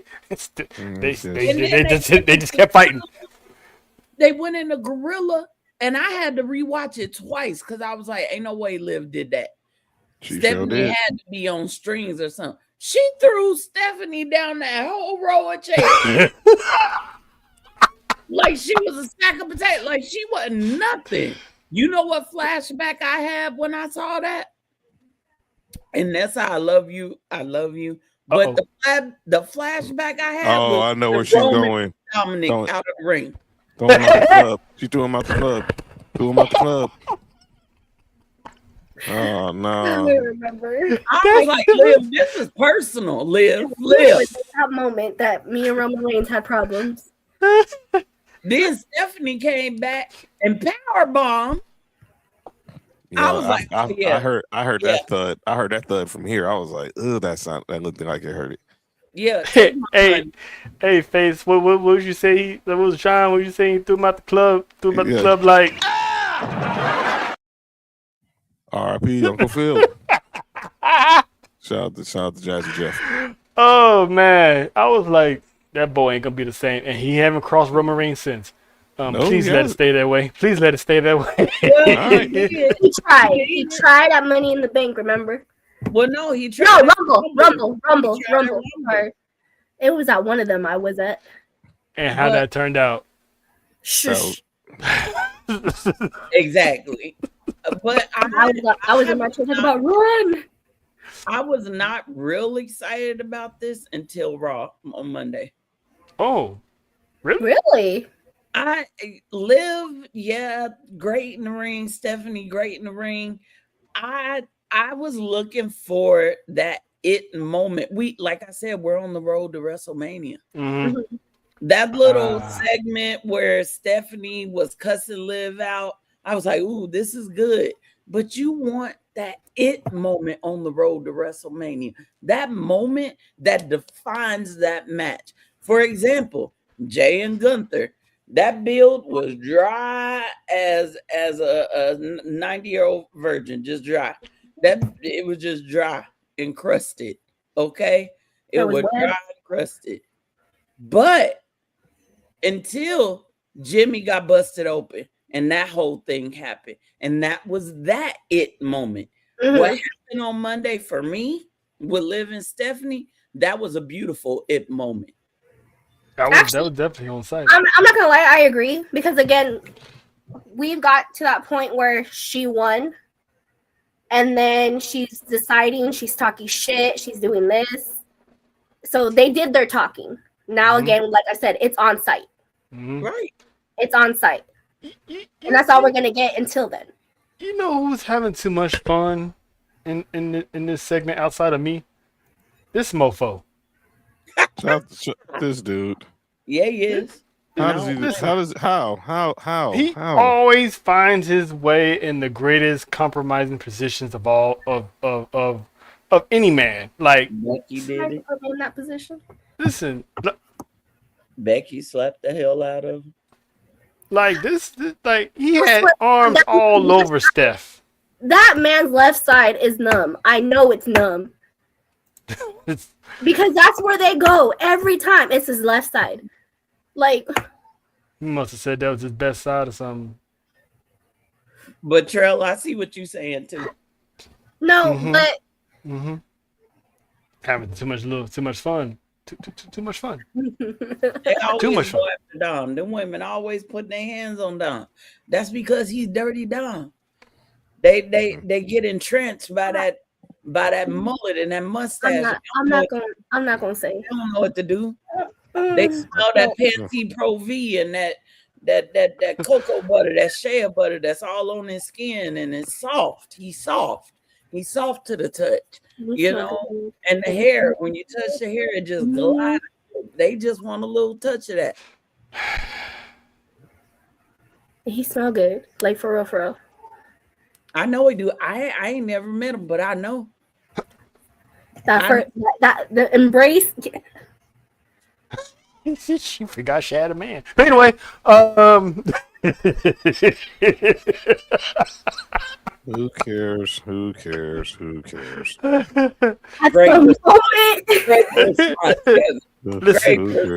Listen, hey, he says who cares, but let there be a La Hydra meet and greet. I'll be the first nigga in line, I'll tell you that much. And who's gonna be right behind him? You?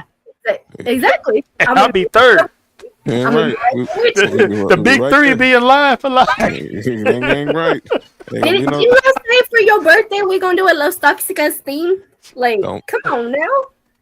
Boy, y'all do not threaten me with a good time. Oh Lord, the cheekbones out. Oh, the Cosby grin is out. I know you. Hey, do not go there, Faith. Back to the pudding pops all over again. We ain't going there. Offer when the Jello pudding dog. That's what you're. Come on now. Make the take the time when I'm knocking the boots, dog. Okay, that's you. Back to the show. I wish I never typed pudding pops. Okay. Hey, I was done. I was done. And you know what? That's a face shout out the only Johns on Tuesday too. I sure Yeah. did. Hey, you know what? Y'all ain't right. Hey man, listen, we was talking about the death of OnlyFans CEO, and then Faith was like, "Yeah, we wouldn't have got the only John." Oh, well, No, what I said was my condolences to his friends and the John, because the founder of his Only Johns had passed away. Yeah, and I still ain't got my royalties yet. See? I'm pretty sure Ness would give you your awards. They I said royalties. I said what I said.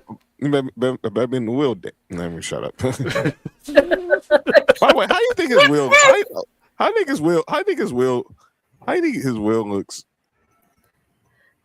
Was he married? Was he Well, married? who's gonna get the OnlyFans chain? I was like, his wife, they better have either a good prenup or she getting a lot of money. Really, You would think she's getting that money. You would think that's definitely that's a $1 billion empire. So it has, unless he has kids, she better have gave it to him good. Because if not, whoever was is gonna get all that money. Did he go buy OnlyFans? Who? And he gonna change the name from OnlyFans to Oily Fans. No. Baby oil is gonna be. Look, Beatrice saw enough of that at House of Glory. We don't need to relive that again. That's gonna be the special section of Oily Fans. He gonna have a premium rate, and the package is gonna be called House of Glory. No. Calling the premium the House of Glory. Trail, let me stop. This is insane. This is diabolical. I thought I was diabolical. What I said earlier was, again, this is the on-site part of this Road to WrestleMania, and I love it because in reality, there are no rules to a fucking fight. So you're gonna do what you're gonna do to make sure it stays down. So yeah, she got thrown into the Tron. And again, I have flashbacks because I did this shit. And she's slamming her head on the damn wall. Yes. I'm like, yes. She said, I did that to a few bitches too. She threw her, but then here comes Stephanie's like, I got you too. Boom, boom, like, and Stephanie. When do you ever see Stephanie sneak attack somebody? Stephanie is ready. Stephanie is ready. She's never snuck attack. She'll come out and distract, but she full on snaked her. Loved every part of it. Stephanie is over. She said, I'm done. Let's do this. Let's get it on. Should have never called her puta. But anyway, all that for being called a puta. And I said it earlier. Y'all gotta remember, we got a Latina and you got an Italiana. And Angel said it best. Liv is also from Jersey. Mm-hmm. She got that spice to her, and I said she's an honorary Mexican. Then you got the Latina. Well, that bitch knows how to drink. There's no this. There's no there or this when it comes to fighting. And then them Jersey girls, they know how to drink. Speaking of that, I need that. Listen, stipulation. Raquel, sweetheart, Victoria. Oh no. Ma'am, listen, you're a 6-foot Mexicana, Amazona, all that above. Why are you at the basketball game and you let Liv Morgan outdrink you? I mean, Liv Morgan chugged that beer to the head like it was nobody's business, and this girl stopped midway and was like, nope, I'm done. That's because Liv Morgan ain't got no gag reflex anyway. That's what he's... I mean, that does explain a lot because her gills were definitely working on that cup. But still, I get it. Maybe tequila is your thing, but ma'am, you are 6 feet tall. Why you let that little lady outdrink you on national television? It's embarrassing. It's embarrassing. I was embarrassed. I don't even like beer like that, and that still hurted my soul. I was embarrassed with them wearing them ugly ass shelter covers. Okay, we're gonna get off of that for a second. You had to. That's probably why she wasn't able to chug wearing that dang Celtic green. Get out of here. Like, come on, Raquel. I mean, do you need any more reason to not like Liv? I mean, she's taking your title shot. She might win a championship that you haven't won yet. She outmet. And she can drink beer better than you. She outmet-skinned you. That's the main one right there. That is the main one right there. Ma'am, I'm gonna need you to get it together. She is not gonna be able to go back to the Gente. But I told you, and that's why you're a side chick. An honorary Mexican a while back. So Trill. What did you say? Nothing. Anyway. I heard what you said. Listen, wow. Everybody got their roles, and that's why they have them. Anyway, I don't make the rules. Oh my God! There's levels. And this is why you almost called your side chick's name. The main chick. Anyway, you're gonna have us on another playlist like we did that one episode. Shout out to R&B. But speaking of by any means and making sure that person stay down. Oh, yes. Okay. J. Listen. I'm here. I was here for that because they needed that. This goes Frazier. This man, LA Knight, showed up on the scene. Which, mind you, if you haven't seen the censored clip, oh my God, when LA Knight made a scene, if you wonder what took him so long to get on camera, this man hopped over the barricade and busted his ass. Show did. This dude, my goodness, man. And then, that's why y'all white men can't jump. Well, don't tell Austin Reeves that. But anyway, he's an exception. Shout out to AR. But he busted his ass, gave Jay the nuts that was supposedly was for Logan Paul. I don't know why, but I thought Jay was gonna be like, what you doing here? I didn't ask for your help. He was like,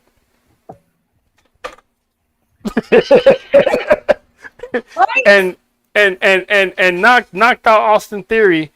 Then when they got the disqualification, he was like, you know what? Pow! Knocked Logan Paul out too. You forgot it was walking away. He ran back. He ran that shit back. He ran back and was like, cacao.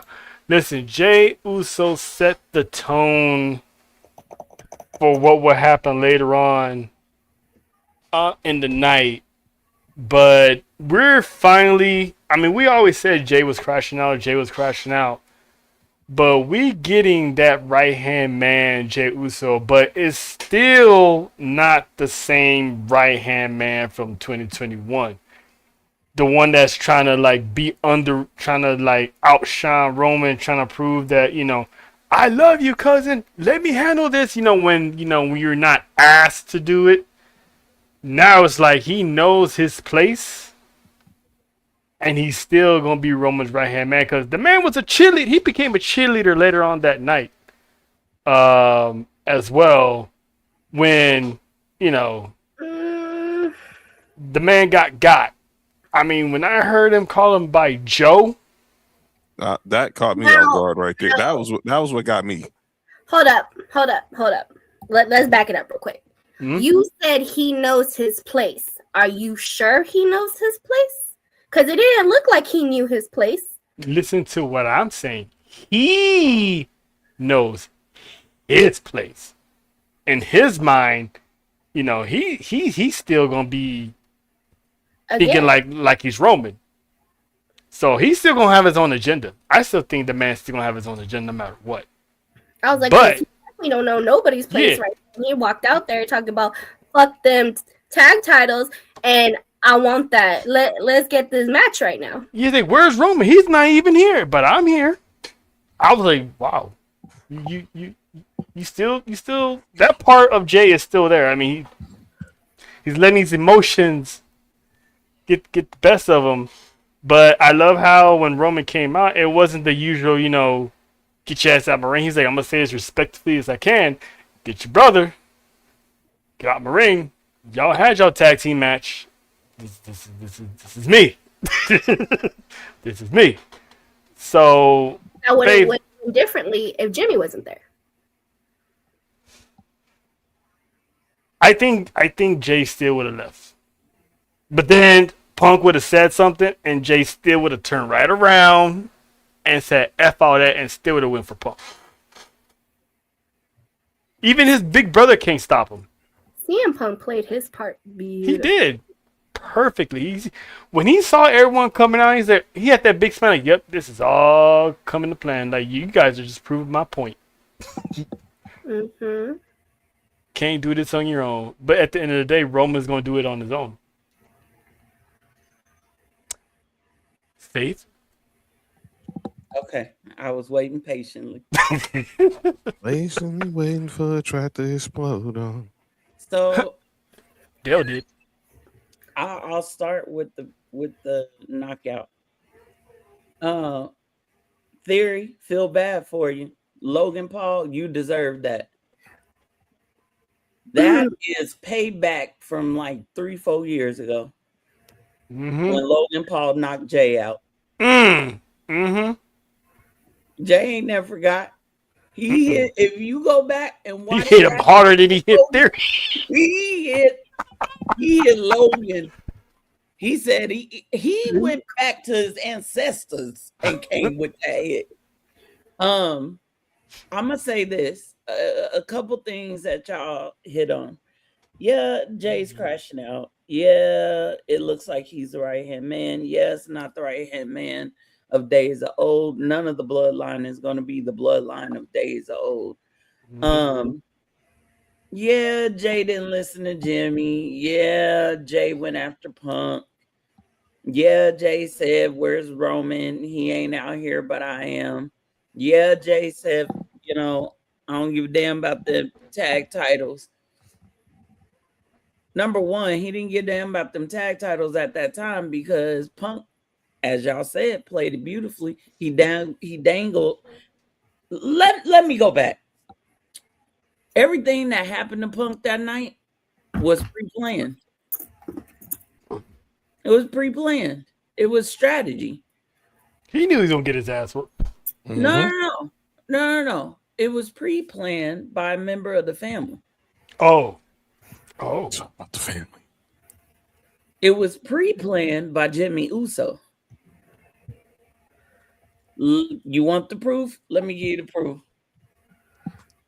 We see a backstage segment where Jimmy, Jay, and LA Knight are walking, and they're talking about LA Knight coming out there. And LA Knight says, "Yeah, Jay, I thought you was at least gonna hide the nuts." And Jay's like, "I ain't hiding nothing no more. Mm-hmm. I ain't hiding nothing more." Okay. Yeah. I'm gonna go back a little bit further because I gotta tie this all together. As they're walking up, we see God in the background on one of the trucks. Jay looks up at the other truck. He sees The Rock's picture. He takes his ring tape off. He frowns up his face at The Rock's picture and he throws the tape at The Rock's face. Meanwhile, Jimmy's talking to LA Knight. Jay is off to the side, and who do they keep in frame with The Rock's picture? Jimmy. And then what does Jimmy do? He does the people's eyebrow. And I'm gonna tie this all up. Okay. Then Jimmy and Jay and LA Knight, Jay says, "Look, you disrespect this family, there's consequences." That's when Jimmy did the people's eyebrow and said, "True."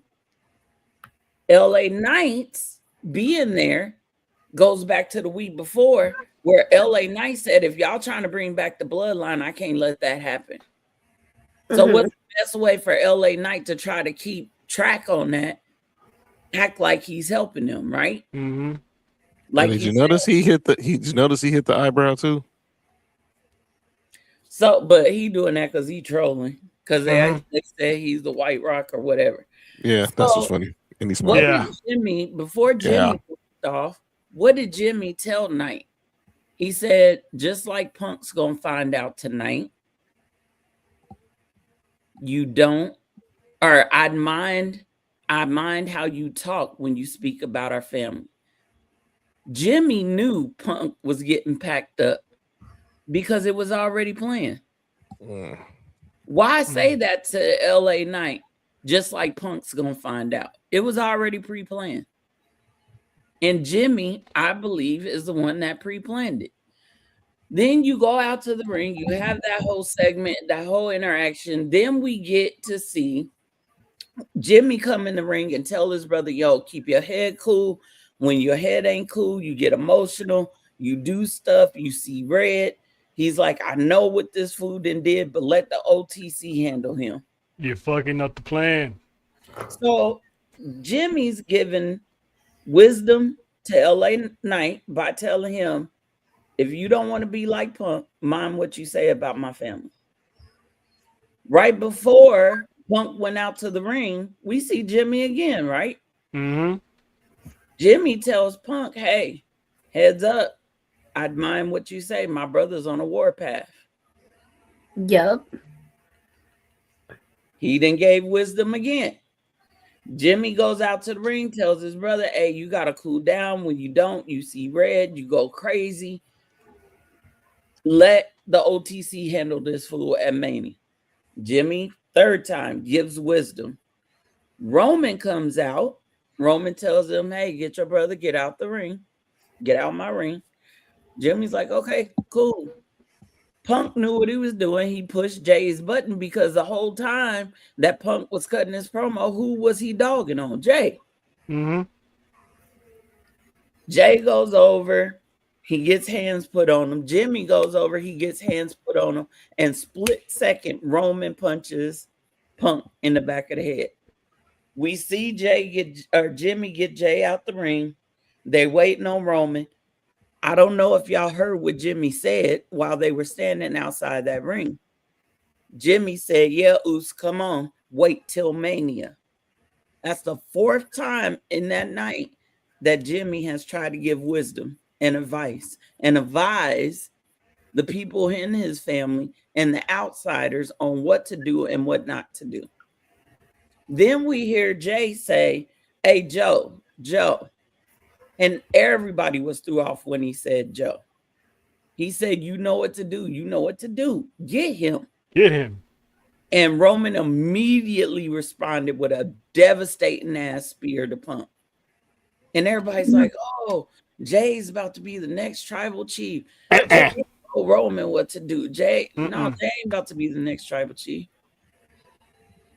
You know what's funny? Because if this was 4 years ago, he wouldn't have taken Jay's advice. He would have been like, let's go strategize with the Wyatts, man. Let's go do this. Let's do that.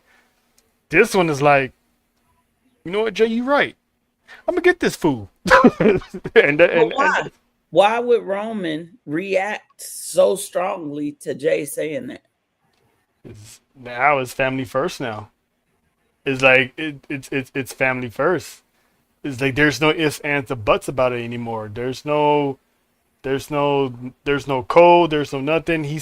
Roman said that his father asked him, why do you care about respect from other people? And he was like, lesson learned. So now it's like they ain't playing nice no more. You're right. I'm gonna get him. I'm gonna go back to when Roman was strictly on SmackDown. There's one thing that he planted in Jay's head. Well, two things. One, you don't embarrass the family. Remember, Jay used to repeat that over and over and over again. You don't embarrass the family. You don't embarrass the family. Second, you don't disrespect the family. WrestleMania 40 built in Vegas. That backstage segment with Triple H and Rock was not planned part of the program. Rock genuinely got pissed at what Cody said out there because it was not planned. He didn't know it was coming. When he talked about the grandfathers, about Peter Maivia. Rock didn't know. Jackie Redmond confirmed this on an interview, and she said those things were never planned to happen. What did Rock tell Triple H? You keep letting them, he said them, disrespect our family and see what we do.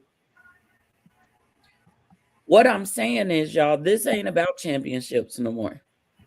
Yeah, Roman's in he's in a fight match, but Roman told y'all, I'm in a different atmosphere. I'm above the mountain, and I graciously let people come and sit on the mountain. He said on the podcast with O'Shea Jackson Jr., he was like, y'all was cool until I wake up. Well, guess what? Roman woke the hell up. This is about family respect now. And Punk, he broke the camel's back in half with that line about Sika. They have been planting the seeds about the family being disrespected. I could point out 6 years. I can point out numerous promos. The promo between Paul Heyman and Jay when Jay still had the World Heavyweight Championship. What did he say? Your daddy is a liar. He lied to you. Your mama is a liar. She lied to you. Roman, he's a liar. He lied to you. Then what did the promo with Paul Heyman, Bronson Reed, Braun Breaker, and Roman? Roman told Paul, you thought the Bloodline was a faction. He was like, nah, that's God's work. We a family. You disrespected my family. You played in my face. I can go further back. They have planting seeds about this family coming back together to get the respect for the family. For 70 plus years, people in WWE, kayfabe, have disrespected this family. I wouldn't be surprised if next week we hear Punk talk about Matt. His brother. How was Matt? What was Matt in WWE? Other than 3-minute warning, what was Rosie? He was sidekick of the Hurricane. He's basically Grimace. That's what The Rock called him. What was the acronym to his character at that time? He was a superhero in training. What does that stand for? Oh, no. Yeah, shit. I could see Punk calling that out and saying, you know what, Roman? That's why your brother's a piece of shit. Damn. He could talk about Rikishi. Oh, that's why his brother was a piece of, superhero in training. Add some along those. He can talk about Rikishi. They add too much to this that doesn't need to be. These No, people won't be touching him in Vegas. No. And I feel like this is the necessary part to it. Oh, yeah. I mean, like, in kayfabe, they just adding too much. Well, we saw what Lance did today. It's supposed to be personal. Journey did too, John. It's supposed to be personal. And this is why I feel like this is going to be one of the best matches just because of how personal it is. And you know, because of the story it's being told. And if y'all think that the back and forth between Punk and Roman ain't about to get real ugly and nasty, it is. And I'm going to tell you this too. I would not be surprised if the entire family lines the ramp as Roman walks out. If that happens, someone owes Trailer check. I said this, Faith. I said on Championship Sunday, I need CM Punk making his way to Gorilla, and you see nothing but Samoans standing in the hallway like he's walking to death row to a slaughter. I've been saying it, and when we saw Jimmy meet him at Gorilla, I'm like, that's That's start. what needs to happen. That's start. Have Jay, have Jimmy, have Jacob, Solo, and then Naya's there, and then maybe they bring up somebody. Maybe you have like maybe Rikishi in the back somewhere, like standing in line. Walk as you know what I'm saying, like. These people ain't gotta be under contract to get paid to show up, just stand in the hallway. Let me tell you something. Make no mistake. Make no mistake about this. You might see Faith on TV. Standing there talking about WWE. Make no mistake about something. If the entire family, which the entire family just happens, all of them gonna be in Vegas. In Vegas, and we're gonna see some of them. And John just said Lance responded on social media to what Punk said critically, but he responded. Damu responded. Tamiko responded. Journey responded. Look, y'all don't want Journey. Y'all do not want Journey in this cover. I'm just saying that man crazy. You think Jacob crazy? You don't want Journey. Okay. Then you got Lance. I think I said Lance already. Yes. Then you got Jacob saying that Punk got to see him and Zilla. You got Zilla. Zilla been talking mad trash. And so is Mama Zilla too. And Mama Zilla. Naya talked about Punk. Mm-hmm. And you best believe Tamina's going to say something. And I'm waiting for Naomi. My point here is, no, this is about family and giving respect for this family. 70 plus years of respect. 70 plus years. What Punk did when he desecrated the name of Sika, he desecrated a paramount chief in that family. But how do you know Sika was a paramount chief? How do you know? Rikishi on his podcast, in his message to Punk, which was emotional, and I was like, okay, Rikishi, I can nominate you for an Emmy now. That was good.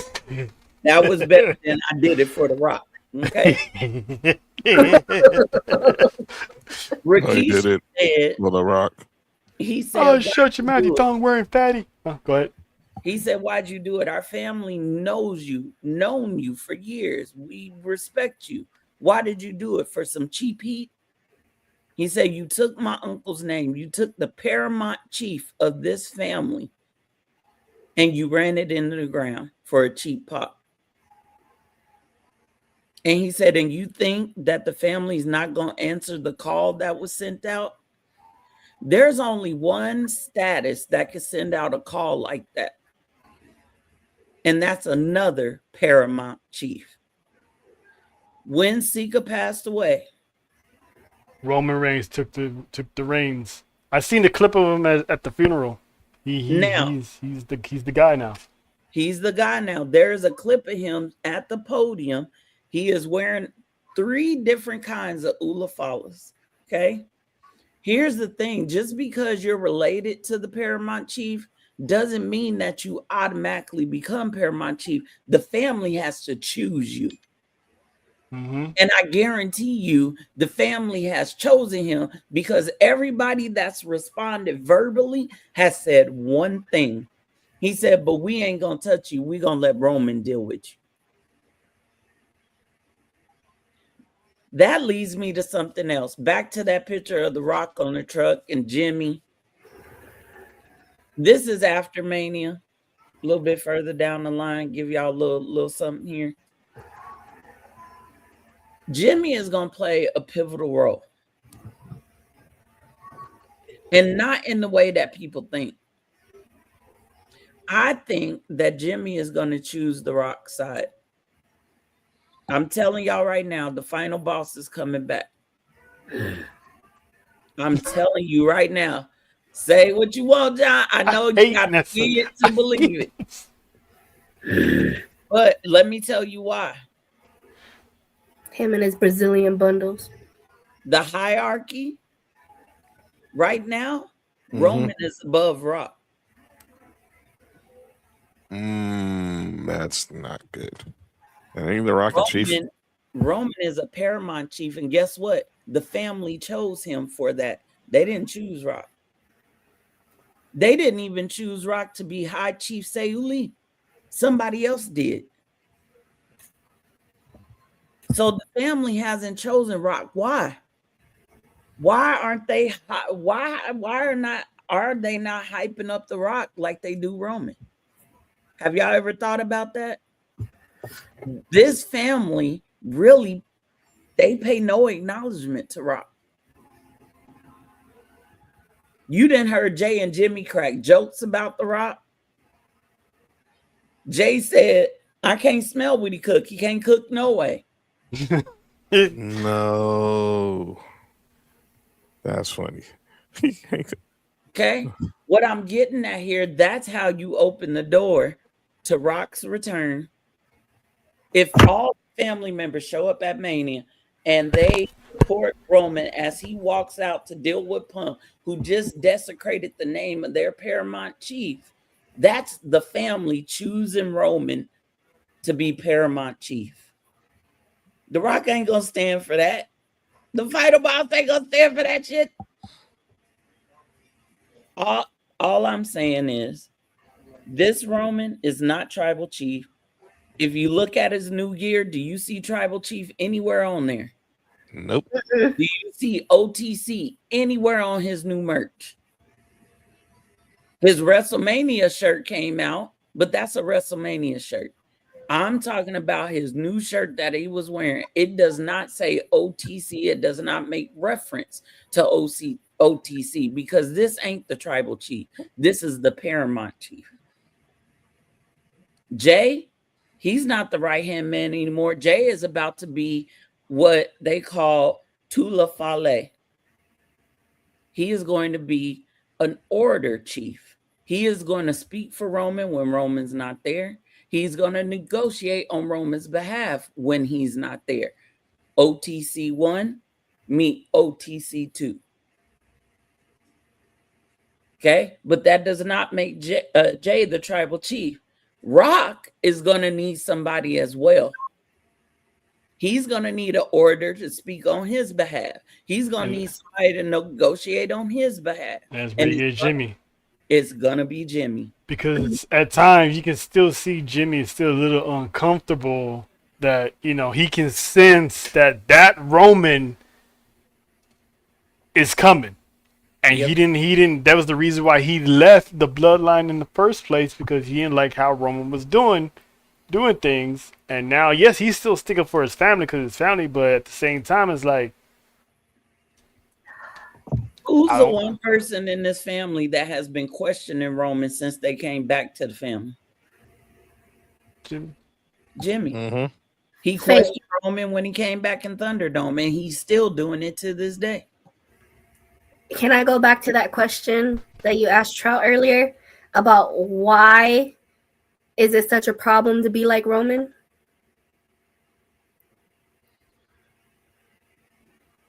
mm-hmm. This is why. They have a problem with the way Roman works. I mean, it gets done though. Like, you know. But that's what it is though. They have the fact that, you know, like how you said, we don't want to be like our parents. They don't want to be like Roman because of the way he acts, because of the way he gets things done. Which is why he always told his little brother, "Hey man, you sound like Roman." Do y'all remember in Roman's interview or in his documentary, he said what Matt told him? And it broke my heart to hear Roman say that Matt said this to him. Matt said, "Don't let them turn you into somebody's gimmick." He told Roman, he was like, "Don't go in there and just play along and flow with everything. Go in there and be different." He said that's one of the last things Matt said to him. And he brought up the fact that they made him be Rosie. Mm-hmm. Matt didn't want to be Rosie. You mean to tell me Matt couldn't have been a world champion? Matt couldn't have held a title? How long did Yokozuna hold the title when he got it? Less than 24 hours. By the way, How long between High Chief Peter Maivia coming on the scene and someone in that family winning a title? How many years was it? I could tell you 33. Until Rock came along. Nope. No. The Head Shrinkers won a couple of Right. titles, the tag team titles too. I'm talking about world titles. Oh, Yokozuna. yeah. And then how did Vince want Sika and Alpha to be presented? As savages with bones through their nose and couldn't speak English, unintelligent. That's the Roman we about to deal with. The Roman that's sick of playing. And the entire family who's been responding to what CM Punk said, they all have said they tired of the disrespect. So WrestleMania 42, Trail, you about to get a wish, and I hope they pay you royalties because they definitely stole your idea. Because that entire family is going to be there, Vegas. The entire family. And you know what? The Fab Four, we're gonna be in some of them spots that we're gonna be running into a couple members of that bloodline. So we'll get the lay of the land and see what mood they in. Mm-hmm. You know what they gonna be up to. Sunday night. You know what I'm saying? So yeah, we're gonna be right there. I'm gonna say this: Chris gonna be there. It's gonna be popping. Y'all want some good spoilers about what's about to happen? Catch me and Leslie on Putting the Blood in Line tomorrow. Anything WrestleMania, I want to be surprised. And don't come to Putting the Blood in Line tomorrow. Nope, I want to be surprised. I was cool all year, but Vegas, yeah, I want to be thoroughly. I want to see if my theories hold up or what they got cooking. I want to thoroughly enjoy. However, Faith, you pull up the show after Mania to compare what you saw to what you heard, and we'll tell you what we heard and what we saw when we was live and direct. Architecture's gonna be lit. Got our tickets. Got all our tickets now. We just gotta get these M&Gs tomorrow. And John, Minnie Portable, she's gonna be at WrestleLit too. Yes, Yeah. she's gonna be. It's her birthday. It's her birthday. And it's gonna be her birthday week. Mini Mania. She's gonna be at Hog and She. By the way, That's where we trying to be at. I saw some tickets at Hog for $40. She's bringing her boyfriend because I love him too. Oh, Nate. They live together now. Of course they're gonna travel together. Yeah, we met him at the. Is that we can probably do both? Yeah, I saw good seats too. We met him when we went to the SmackDown watch party at our spot. We podcast at Baby Bros. Yeah, he's a cool the Big dude. Three takeover. Shout out to Ohio. I didn't steal it. I want it. She won the John Cena shirt. Shout out to Justin Javon. Oh man, that was funny, man. That girl on her first night in LA, she I wasn't even paying attention to nobody that day. No, you wasn't. Hey, Trail, can I ask one more question? Because I know y'all saw, or did y'all see what Big E said about Roman and the Usos? I did. I watch Raw recap every week. I'm a sum it up. He pretty much said, if you call yourself the man, to be the man and do this on your own. Everybody is saying that on Monday, Roman took out Punk, not on his own, but it was 3 versus 1. I didn't see that. I didn't see it either. Because Jay attacked Punk. Jay got locked down by Punk. Right. Jimmy was next in line. Right. Jimmy got knocked down. Right. Roman was next. Roman speared them. Roman powerbombed him. There's no shield triple powerbomb. That was all Roman putting belt to ass. But that's what I'm saying. So I don't understand why everybody is coming at Roman talking about, well, he can't do this by himself. He's been doing it by himself. He didn't ask the Usos to go out there. He didn't tell them. Usos was standing on the other side of the ring. Right. He didn't tell them to go out there the week before when they were asking for an apology. Matter of fact, backstage segment, he told them, I don't need his apology. Go get the apology for yourselves. This is what I'm trying to tell people.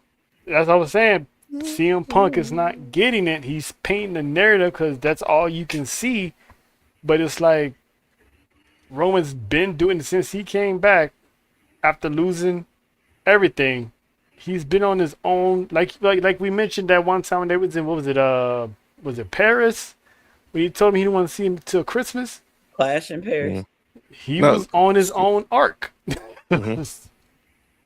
But I can't wait to Vegas. So gonna far, be fun. speaking of Vegas, this is what they have so far. So how is everybody feeling about the lineup they got so far? Because I like how some of these matches have different colors, so that lets you know which one's night one, which one's night two. That's right. The brown is clearly the code. The brown. The gold color. The gold color is for Saturday. And Yes, Nessa. If we go to Mania, you getting Randy Orton live and in person. Yes, Yes, and Liv Morgan. and Liv Morgan, and I get Stephanie. Okay. Hey, Trail. Can you put those graphics up just real quick one more time? The Mania ones. But yeah, yep. I know. wanna Stop point out something. it, Faith. No. I'm not pointing out nothing. I ain't doing nothing funny. Okay, I just wanna thought I was reading your internal thoughts for a minute. Oh, No, no, was over there. I got Yes. some internal thoughts, but that's not what I'm doing. But Nessa, shout out to you because Jesus have Christ. y'all ever wondered why? I mean, yeah, I get what John's saying. The gold represent night one matches, the blue represent night two matches, right? Mhm. But have y'all ever wondered why they decided to do other than that? Because that's easy, you know. You could just tell us what's on night one, night two. Have y'all ever thought why the graphics are so different and why one is the end of times or the end of things, and the other one is the future of things? Because Well, Jade is the future, O is the future, and Roman's about Right. to prove the Punk that you know The what I'm saying? future goes through him because Mhm. whoever takes that title off for Roman will It's be. gonna be the future. Then you The- go here well, to Breaker. look at the guy who's literally under him. right. Then you go over here to the other side, and this is representing that graphic represents the end of days, apocalyptic things. Mind End you, of the on road. Cody's side, what does it say on Cody's side? What's the name of that hotel? Girl, I can't see that. SmackDown Hotel. That It is represents the end of things or the beginning of the end of things. They are planting seeds. I'm gonna leave that there. But what could be ending here? Cody's title reign. Or Cody's Golden Boy persona. Yep. is Please. AJ Lee. definitely with Stephanie and Liv, the continued ending of the possible crumbling of the Judgment Day. Now look on both sides. Look at where it says SmackDown Hotel on Cody. It Mhm. doesn't say that on the women. No, because they have the same. It's the same picture for the women. The two matches from Raw. Clearly, that's one. Yeah, and one then, side is the future and it's electrified. The other side is burned down and it's the end of times. I just wanted to point that out. Maybe I'm reading too much into it, but it's like Escape. It's like Escape from L. If you remember the movie Escape from LA with Kurt Russell, it's Snake Plissken. Snake Plissken. That's a good movie too. Escape from But New York and Escape from New York first. Shout out to Kurt. Shout out to Snake. I could be Plissken. reading too much into it, but I pay attention to the little details. Well, you know, it's almost we almost at the end of the road, so you already know what that means. This is what we doing. We doing this. What we doing? I made this song. You like it or what? How about new? How about new? I could have used that a lot. This weekend. So, Boy, if y'all I'm not didn't gonna get tired. calling out names last night was iconic. So I'm gonna kick this one off because mine is pretty much light and simple. We always had this running theme that whatever you do not press send. Please. So, Tamatonga, Here we go. sir, when you at WWE rehearsals getting ready for a show, Tell him. why are you videotaping stuff so people can see what's behind the curtain? I mean, that's what Unreal is for. We don't need a private, Tongan TMZ recording stuff. I mean, you got people out there that ain't supposed to be seen next to each other rehearsing about what the story is going to go. Like, he knew better. Did he say Tongan? Trellis. Oh, I love you so much. Michael Terrell. He knew that made no sense. Wow.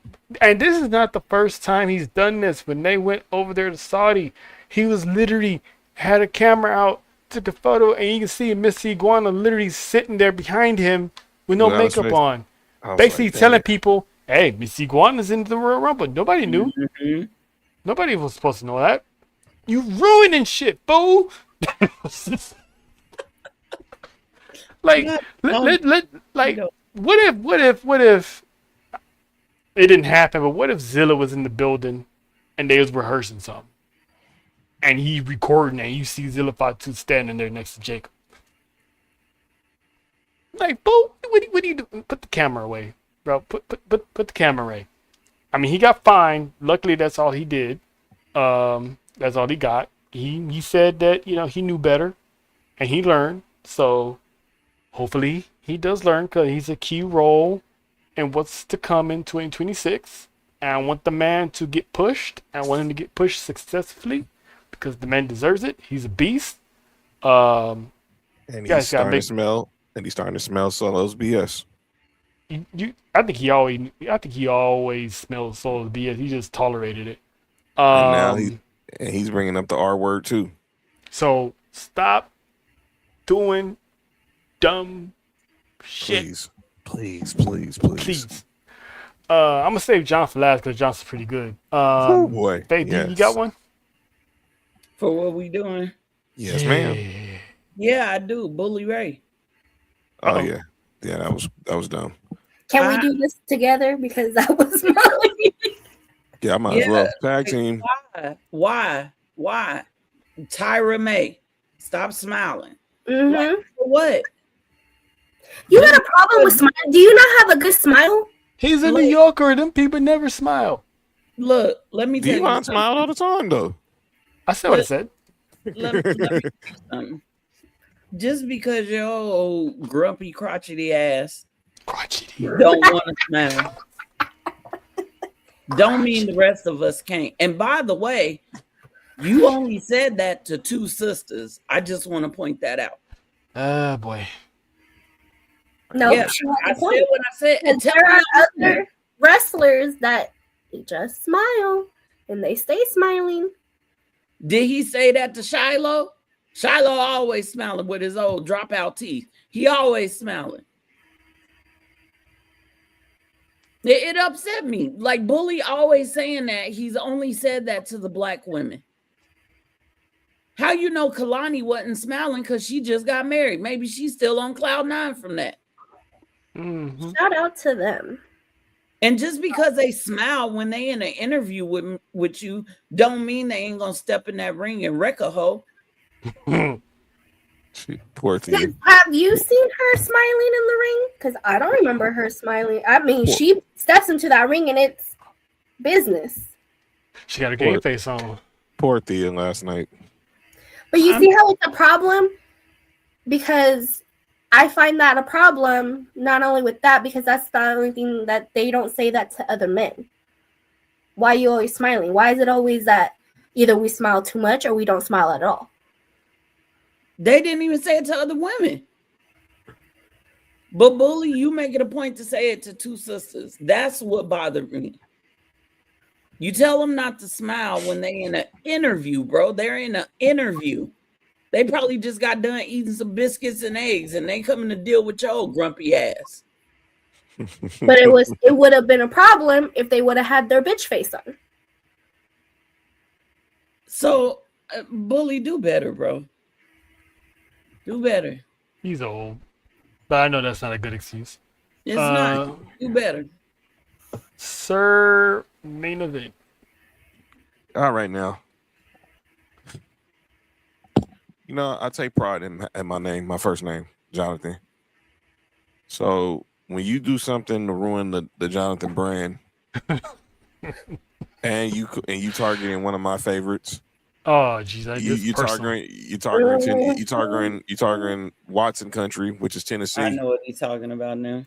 Oh, you better believe I'm had something to say. Jonathan coached me. What the heck is wrong with you?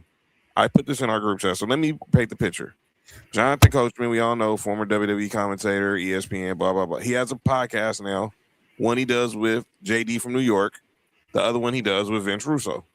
And this is the one with Vince Russo. It's called Coach and Bro.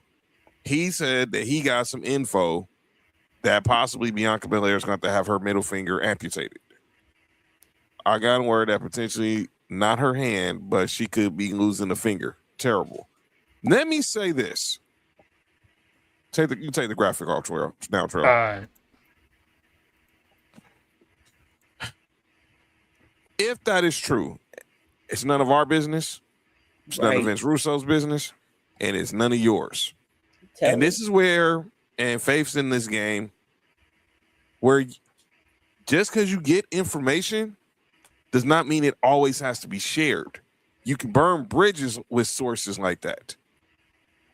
That part. Say that shit louder. You can burn bridges because we know this. Look, I do a sports podcast. I done had people bring stuff to me.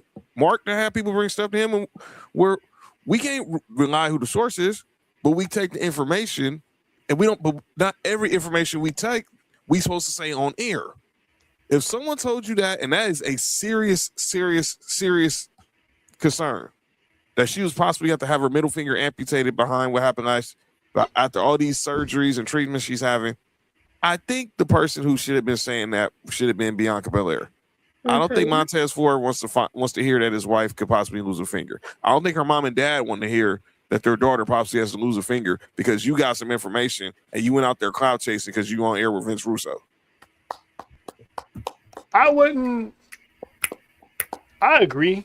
It shouldn't have been said, but I wouldn't say it's clout chasing because. But you know what I mean? He's one of those guys that's been in the business. It's not like, one of us that, we're using this information for clickbait. Right. I mean, I do agree. He could have kept it to himself. That's why I'm ticked about it because you're not no dude who's trying to be on the come up. You've been doing this for 20 plus years. You get a lot of good information and you've dropped a lot of good gems. But this is probably those ones where you need to keep close to the vest because what if it's true? What if it's not true? Exactly. What if it is true? But we don't know if it's true or not. And I'm praying that it's not because I don't want to see nobody wants to see Bianca Belair lose a finger.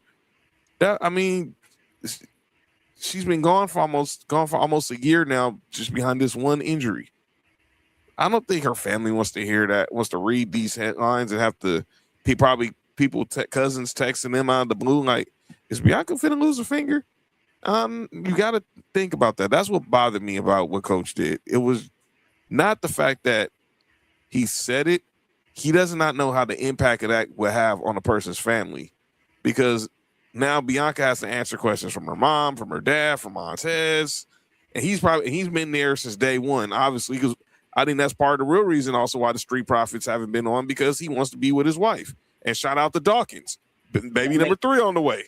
So, Didn't baby number 3 arrive already? They just they got this is that was number 2. This is number 3 now. This man straight up said his pull-out game is weak. Wait a minute, we thought Jimmy that man said I ain't trying to.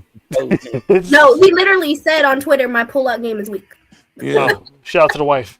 So, you know what, John? I have to agree with you because, like you said, not just like the old saying, "Not all money is good money." Not all news is good news. You don't need to put out everything. I love, like, I get a lot of spoilers and I confirm them or I'll wait.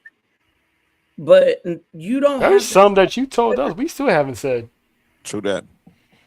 Like, for example, I to go along with that lady that posted the picture of Jimmy and Naomi with a little baby, Back Yeah. when Jimmy had the red in the hair, like, come on, bro. Rikishi, I even was a little upset with Rikishi letting it out on the podcast that the baby was born. And now Like, he's cleaning it up, saying that it was their other son that had a baby. exactly. But he can't That's claim that now. Yeah, but you can't clean that up. Can't clean News that up. like that is sensitive, and it needs to be said from the actual person, no matter if it's good or bad. That has to come from them. And this is where reporters, that's your job, but you need to, like John said, those are bridges that you're burning. Exactly. And I've And got if it information. comes out that it's not true, you look stupid. Right. Mm-hmm. And you know how people are on Twitter and Instagram. You gonna get flamed for that later. You're gonna be a meme, a walking meme. Yep. And obviously you've been one of WWE's one of the most famous personalities in the last 20 years. Whether it's your time at WWE, your time at ESPN, in what you're doing now independently, but it wasn't worth it. To me, that one wasn't worth it. Nope. And that's pretty much just what we're doing. Everybody that's been on this list, get better. Just get better. Quickly, we got a few acknowledgments. I still gotta work on the theme song for that one. First up, someone alluded to it earlier, but shout out to him and her on finally getting married. So shout out to Bow Wow finding his wifey. Wow. You know what, man? Look, dude. Just because the concert was here in LA, man. Look, man. The Listen, concert was here in LA. we love you, Chad. Keep doing your thing, man. I'm so done. Keep doing your thing. Montrellis. I love it. Man. Why are we doing mellow like this, man? You are that's a this good what thing. we doing. You are this is what we doing. Also, the news broke yesterday that this monster is getting a call to be in the hall. One Sid Vicious, Sid Justice, Absolutely. but we know him as Psycho Sid. Yeah. My dad was happy about this. And not only this is special, it's more special that this man is alive to see his induction as well. So that's even more cool. I can't wait to see his What do you mean? speech. Who's alive? Oh wait, Psycho Sid, he's not alive? No, he died 2 years ago. No way, really? You didn't Damn, know that? time flies. He had cancer, unfortunately, and I saw this a lot. It was hashtag induct people when they're alive. When they saw the news, I honestly thought he's gonna be one of the chosen few that got inducted while alive. He should have been. Well, But- that was last year. Yeah. That was last. Yeah, but I want to piggyback what you said to me and let you continue with it. To me, one of the most underrated big men in WWE in pro wrestling history. Absolutely. How many men can say, I main evented WrestleMania twice against Hulk Hogan, against And The Undertaker? And how many men can say when they won their first WWE championship, they beat Shawn Michaels in Madison Square Garden? Come on. That man right there. He had one of the coldest interest songs, theme songs. My dad was excited for this one. I heard him on Monday. Yeah, My God, dude. So I watched shout that out, intro the other day. I watched that intro yesterday. Like, yeah, man. who's the man? Who's the man? Shout out to Psycho Sid, man. I remember, but that was one of my memories of him when he powerbombed Shawn Michaels. The one time that he was cheered as a heel, and cheered very, very loudly in Madison Square Garden. Him going toe to toe with The Undertaker, him going toe to toe with Diesel. Yes. I mean, it's not that many people that can cross eras where 1 minute you're in the ring fighting Hulk Hogan, and then years later you fighting The Undertaker, and then years later you're in WCW, winning championships over there and unfortunately breaking your leg, and then next thing you know you in ECW doing a couple appearances over there. It's like this man has been in indies. He was doing indie scenes too. It's like that man's a legend. He's a chill legend. So I wish he was. I could either life has been life and I forgot, but I really thought that he was alive because I was so happy. I'm like, damn, I get to see someone that's alive get their roses. Yeah, that stinks, man. It stinks. It stinks that this happened, and I hope this. I Look, mean, but at the same time, you don't know when is that person's time to go. I Also, know, I so know, and I just hope people like Sid, we see more of these guys who we grew up watching get that call from Taker, because I at know least, Taker would have loved to give Sid that call. Mhm. Basically, out there, what they did mhm, at WrestleMania 13. at least I hope, Demolition got the call alive. yes, and Demolition, because it was. I mean, Will asked me this one day. Demolition or the Road Warriors, and I was like, you know what, man, I'm biased. I grew up nothing It against was kind of the Demolition. ripoff of the Road Warriors a little Yeah, bit. yeah, they was because Road Warriors was over in NWA and WCW when they were obviously Demolition was here, and then when they came over as the Legion of Doom. Yeah, RP Hawk, RP Hawk and Animal, man. But I'm glad for the Demolition because they deserved this a long time ago. Yeah, man. Faith, you got anybody want to give a little acknowledgement? I do actually. It's a group of people. Fat Four. Uh-oh. Hey. Oh no. Okay. Actually, it sorry. is. Actually, it is. No, I'm being dead serious.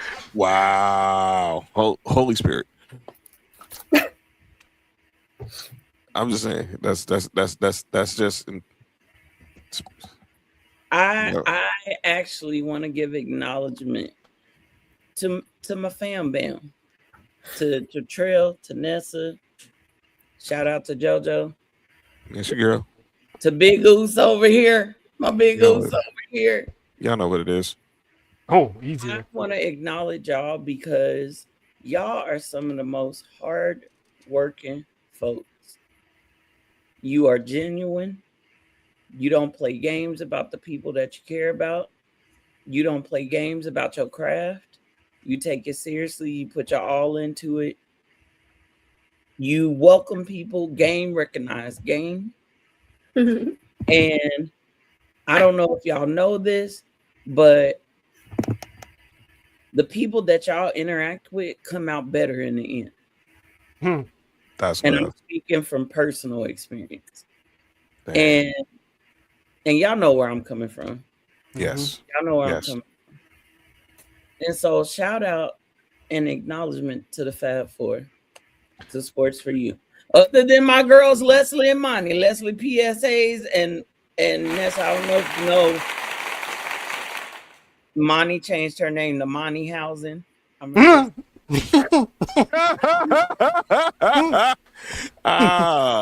It's as Tony Yayo once said, it's a movement.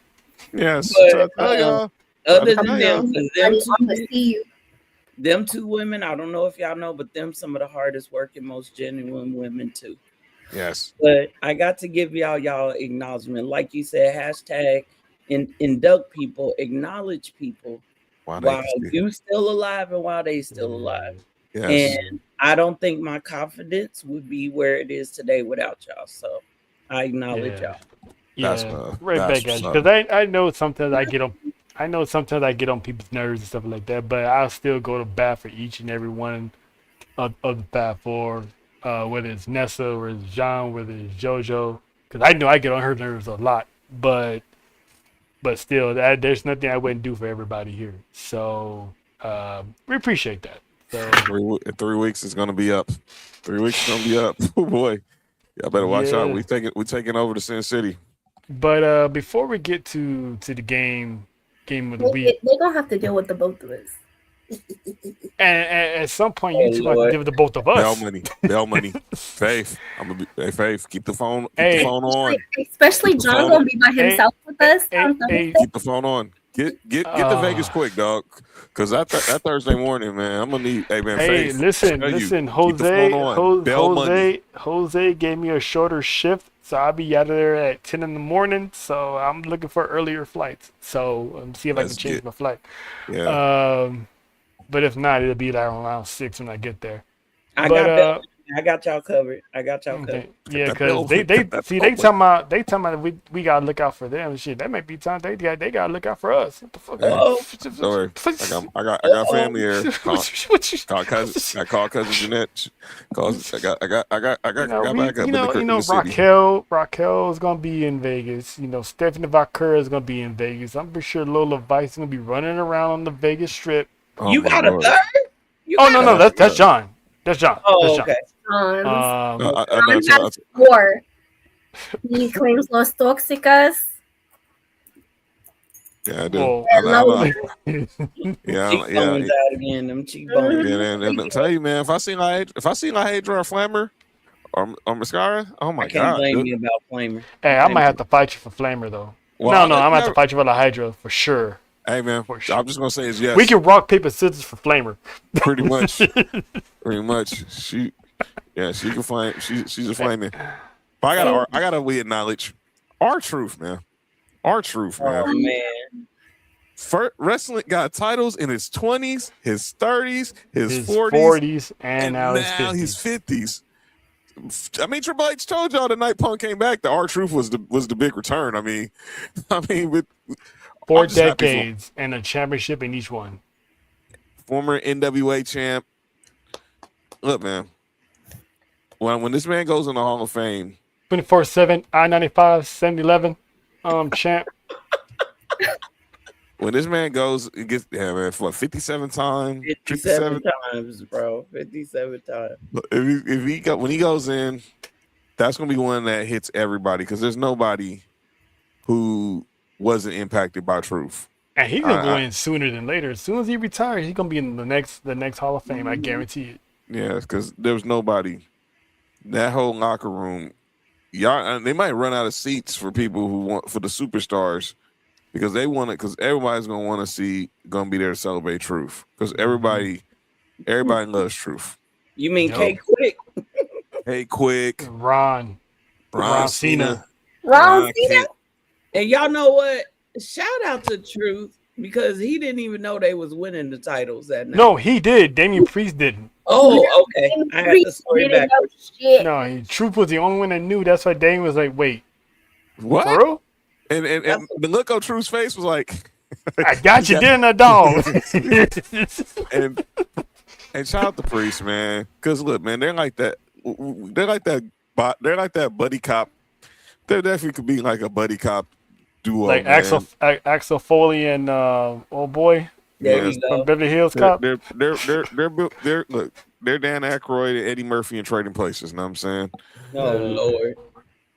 It's crazy how there was a fake tag team champions in the Judgment Day, and now they're actual tag That's team why I champions. was like, This is a full circle moment. Truth. okay. Priest They saw Truth. planted them seeds back then. Priest saw Truth pushing them shirts and getting that money. He was like, let me He's get a like, piece you know of what? All right. You know what the greatest line is? I'm sorry, y'all can't convince me, but when that man said, I looked into your eyes and I knew you loved me. See, David, I wouldn't have been able to been on screen with you because he one of them dudes is gonna try to make you break, just like Sammy. He would probably he gonna say something that's gonna try He's to the make only you one break that's character. he's the only one That- that breaks Brock Lesnar. I'm sorry, but that whole segment with Sammy and the Bloodline, that's gonna go down in history and gonna win. That needed to Uzi? win some awards Uzi? because he's not feeling Uzi. Like, what we doing here? That Hey, alone turned the Bloodline into a fan favorite. The moment I saw Jay turn around, I was like, "Oh, he's done, dude." Roman Reigns broke. Solo Yeah, he broke. did. Like they Yeah, he just did. was like, Sammy broke Roman twice when he told Logan Paul he was the biggest number 2.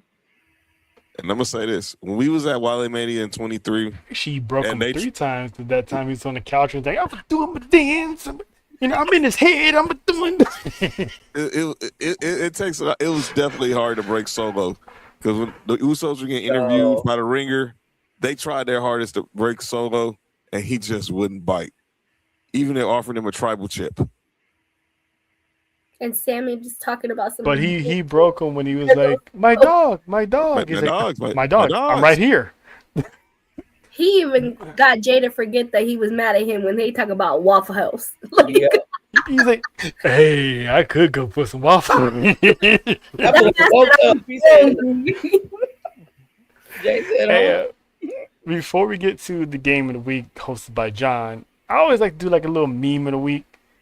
And you know, the Oba sensation has swept the nation and has all of every black man and woman asking for their 40 acres and a mule. absolutely. So I saw this. That had me dying, dude. Will Oba avenge them all? And they're all just standing behind Oba like, you're our last hope. The fact that they got The Rock doing that is wild. He was the first victim. He was. And then me and John was live in person and Omos was a victim. Sure was. He was were the there only for- non-champion. You were there for Kofi. And I was there for Kofi. That Kofi one pissed me off. that one was like, well, you Yeah. gave us what we wanted, right? Now I'm gonna take that shit right away from y'all. And I could say something to Big E right now about talking about be a man, but I ain't. I'm gonna leave it alone. 'Cause Big I E said got that screwed. Big E. Imagine if Roman doesn't get COVID, that never happens. Right. Mhm. Or in the case of Pat McAfee, if COVID didn't get Roman Reigns.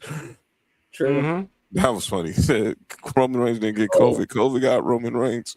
Over. Come on, man. Get it done. Get it done. He has the nation behind him.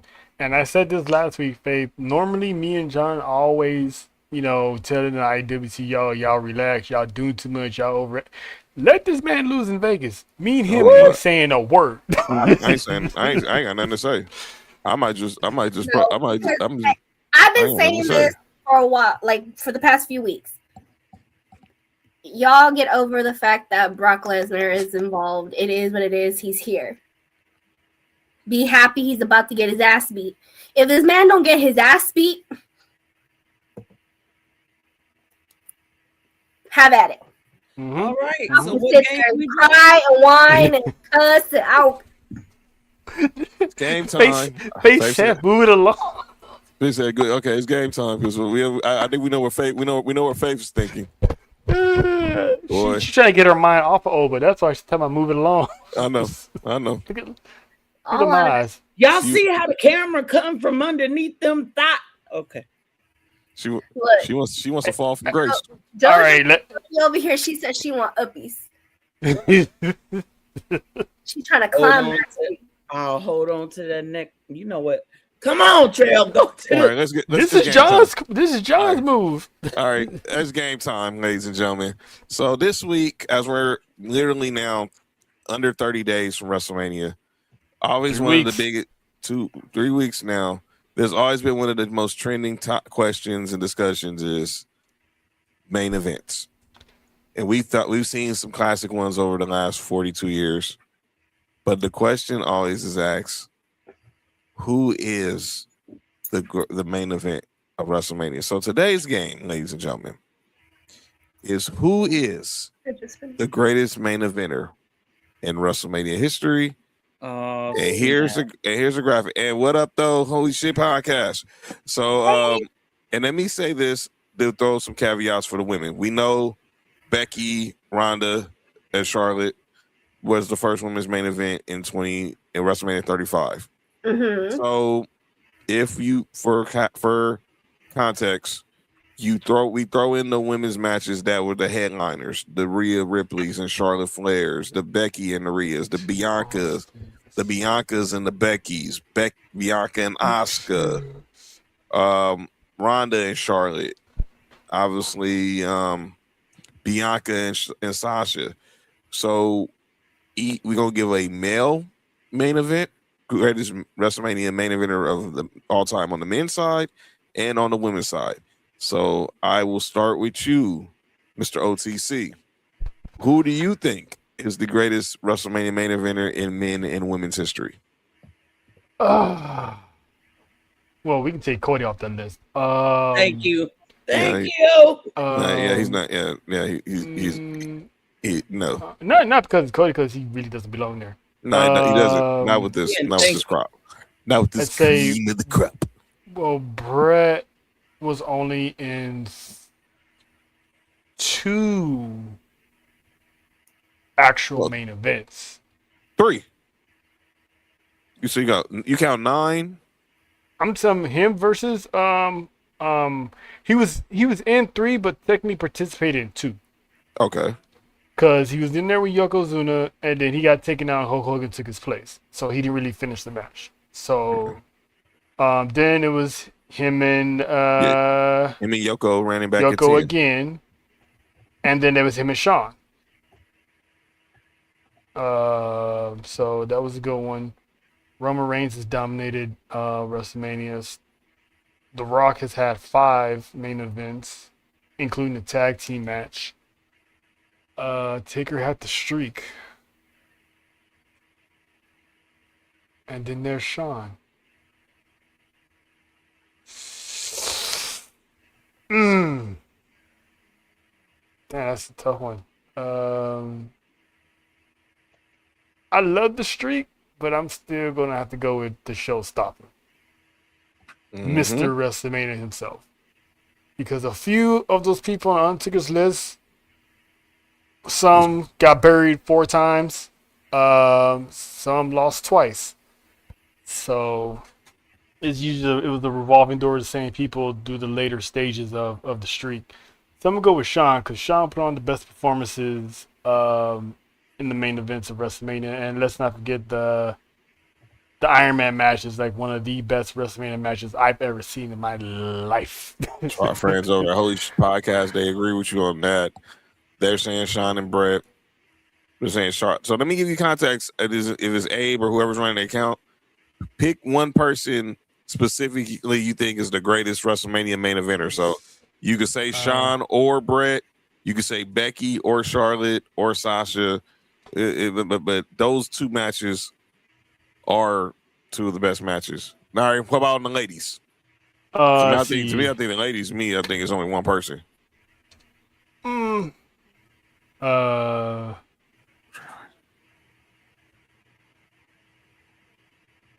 Trying to think of all the women that's been in main events. There's Rhea. There's Charlotte, Charlotte. Becky, Ronda, Bianca, Asuka. I mean, Ronda was only in what, 1 actual main event? Yeah, we can stop talking about her. Thank you. I'm gonna say Charlotte. You're just gonna say Charlotte Flair. All right. Let's go to Faith. Give me a greatest WrestleMania main eventer on the men's side and on the women's side. Can I ask a question real quick? Shoot. Why is Triple H not up here? I just think that whoever made this graphic, I don't know who made the graphic, so this is what was there. But If anything, it should have been Triple H. but he should have been on there. But he definitely should have been on there. Yeah, he's had a few should've main been up events. there and He's placed- definitely had a few main events. Instead of Cody. And some of the greatest interests, probably the greatest interests in WrestleMania history. Mm-hmm. So Trail chose Charlotte, which I completely understand why. Mm-hmm.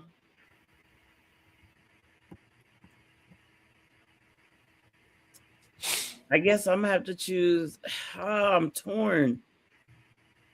God, dog. You could choose the same if you want. Mm-hmm. Well, no, I Maybe don't want to choose Charlotte. I had 2 others in my head.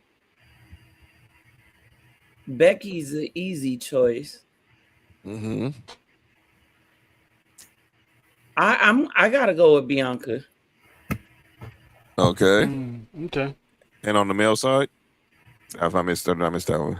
No, she ain't seen him in yet. Damn, that's hard too.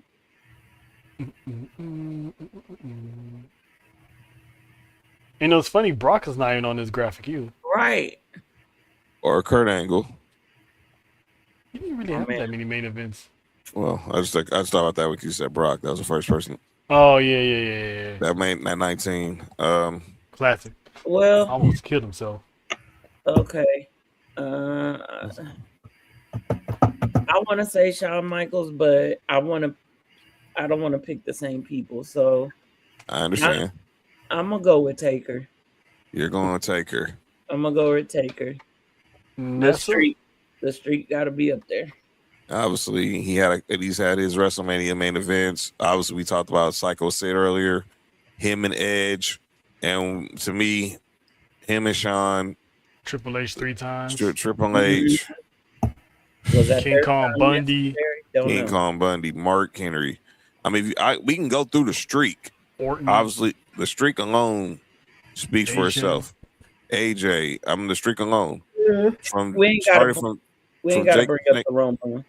We ain't got to. Well, look, I Why said not? that. Look, we discussed that last week. I wish that match never happened. We asked last week about if we could remove a match from WrestleMania history, which one would it be? And I picked that one because Taker should have never been in the ring. Yeah, He clearly agreed. wasn't healthy. He clearly wasn't healthy. Agreed. All right, I ain't got my Drina. You're up.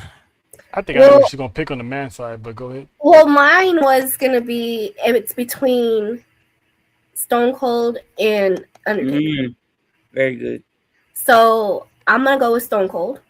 Mm-hmm. Now I'm about to swerve y'all real quick for this women's one. Oh hell no! Here I it think comes.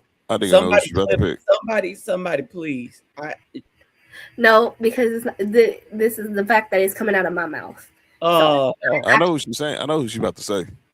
I'm gonna say Rhea Ripley. I do. Wow. Perfect meme right there. Those are all three. That was going to be my second choice if I didn't pick Charlotte. All right, so let's recap. Trail says Shawn Michaels and Charlotte Flair. Faith says Undertaker and Bianca Belair. Yep. Nessa says Stone Cold and Rhea Ripley. And me, I'm pretty much the two I picked were said before, and don't tell Rhea I said that. And obviously, look, I thought about Stone Cold. StreamYard clip. I thought about Taker. I definitely thought about Roman. Obviously, I thought about Cena for sure. I thought Triple H. But there's no man. But you don't get the name Mr. WrestleMania. True. For a reason. And I had to go with Shawn. I had to. You don't get the name Mr. WrestleMania for a reason. It's like we wonder who's Mr. SummerSlam. We've not had a debate on who's Mr. WrestleMania. It's always been the Heartbreak Kid. Now on the women's side, mine was said, and yeah, Faith got it right. It's Bianca to me because Of course. it's because we and I don't know if you knows what Faith was doing. These are the two most dominant performers in WrestleMania history because they had the two most active streaks in their separate divisions. Obviously, we know 20-0 with Taker. Bianca Belair up to last year was undefeated at every WrestleMania she competed in. Only been 4 of them. But that's been but think about it. That's been the most. That's been the most ever since she's been called up. She's been in every WrestleMania. This is shock. That's why it's sad that she won't be this year. 37, she beats Sasha. 38, she beats Becky. We were there for 30. Yeah, right. We were there last year at 39 3 years ago when she beat Asuka. 40, the birth of the big three. But then obviously last year she loses it in that triple threat with Io and Ripley and Rhea. So Bianca to me is there, but you can make the case for Charlotte. Obviously, unfortunately, we hated how she had to be the one that end Asuka's undefeated streak, but that's a whole nother conversation. Sure is. Being in the first women's main event, obviously she beat Ronda Rousey at 32. I mean 38. Her beating Rhea Ripley in the pandemic. But yeah, and then Becky obviously played a big part also, but I had to go with Bianca. And I think we all had some dope ones. We all had some dope answers. I can't wait to see what next week's game, but this is our greatest WrestleMania. It's mostly whenever we come up with one. Because if we see it, it's gonna get added. So Yeah, that's it. I want to make it like an every week thing. But if we see it, So- it'll be on the game of the week. But Yes. that's Dope. all. That's all we got for today. The road to Mania is cooking, and the road to Vegas, aka Fab Four Vegas, aka Fab Four Takeover, is on his way. So, but stay tuned. We be back Monday for Tribal Warzone because this whole Bloodline saga is only gonna get hotter. Programming And note. Madison Square Garden. No sports for you this Friday. I will be live. Shout out to Josh. I'll be live at Cosm. I'll have Friday. Shout out to Josh. Hit me up. He got some GA passes from his job. So shout out to Josh. I'll be watching some March Madness and actually enjoying in the games because I'm not betting on them. No. But We back in Cali now. You good? exactly. But yeah, so but- no sports for you this Friday, but I'll be back. But I'll be back with you guys on Monday and Tuesday for Sheezy. But shout out once again to Faith pulling up with her shenanigans and always talking that bloodline business. You know what I'm saying? Because can't no one talk it better than a woman from the island who knows it better because it's And in her check her- blood. And check her out tomorrow. If y'all check her out It's in her tomorrow. blood, and I expect to see her in the hallway in the Legion Stadium, looking at CM Punk like you dirty mother. You dirty mother. I'm gonna trip his ass. I'm gonna be the last one before he hits the ring. I'm gonna They'd trip be like, his ass. Erica, you had one job. Whoop, whoop, whoop, whoop, whoop. My foot, I need to stretch. Hey, Candace. My knee ain't Yeah, right it yet. It is. My pain, I needed to maneuver myself. But yeah, we going get up out of here, man. This has been a good episode. This is one of those rare ones where we go into overtime. So Shout out to 69. yeah, Yeah. yep, Yeah. yeah. It's And a if good number. you It's a don't good if you number. know the reference, go check out the 69th episode because Ah. the angles was No. not supposed to be angling on that episode. We Huh? literally had 69 viewers. Shout out Oh no, to I know. Yeah. I see it. Shout out to y'all. Shout out to the angles. But we gonna get up out of here. I'm Trail. That's Faith. That is Jean, and the one with the angles is Miss Nessa. We'll see y'all Monday. Angles Have a for good what? weekend. It's the legend, calling up.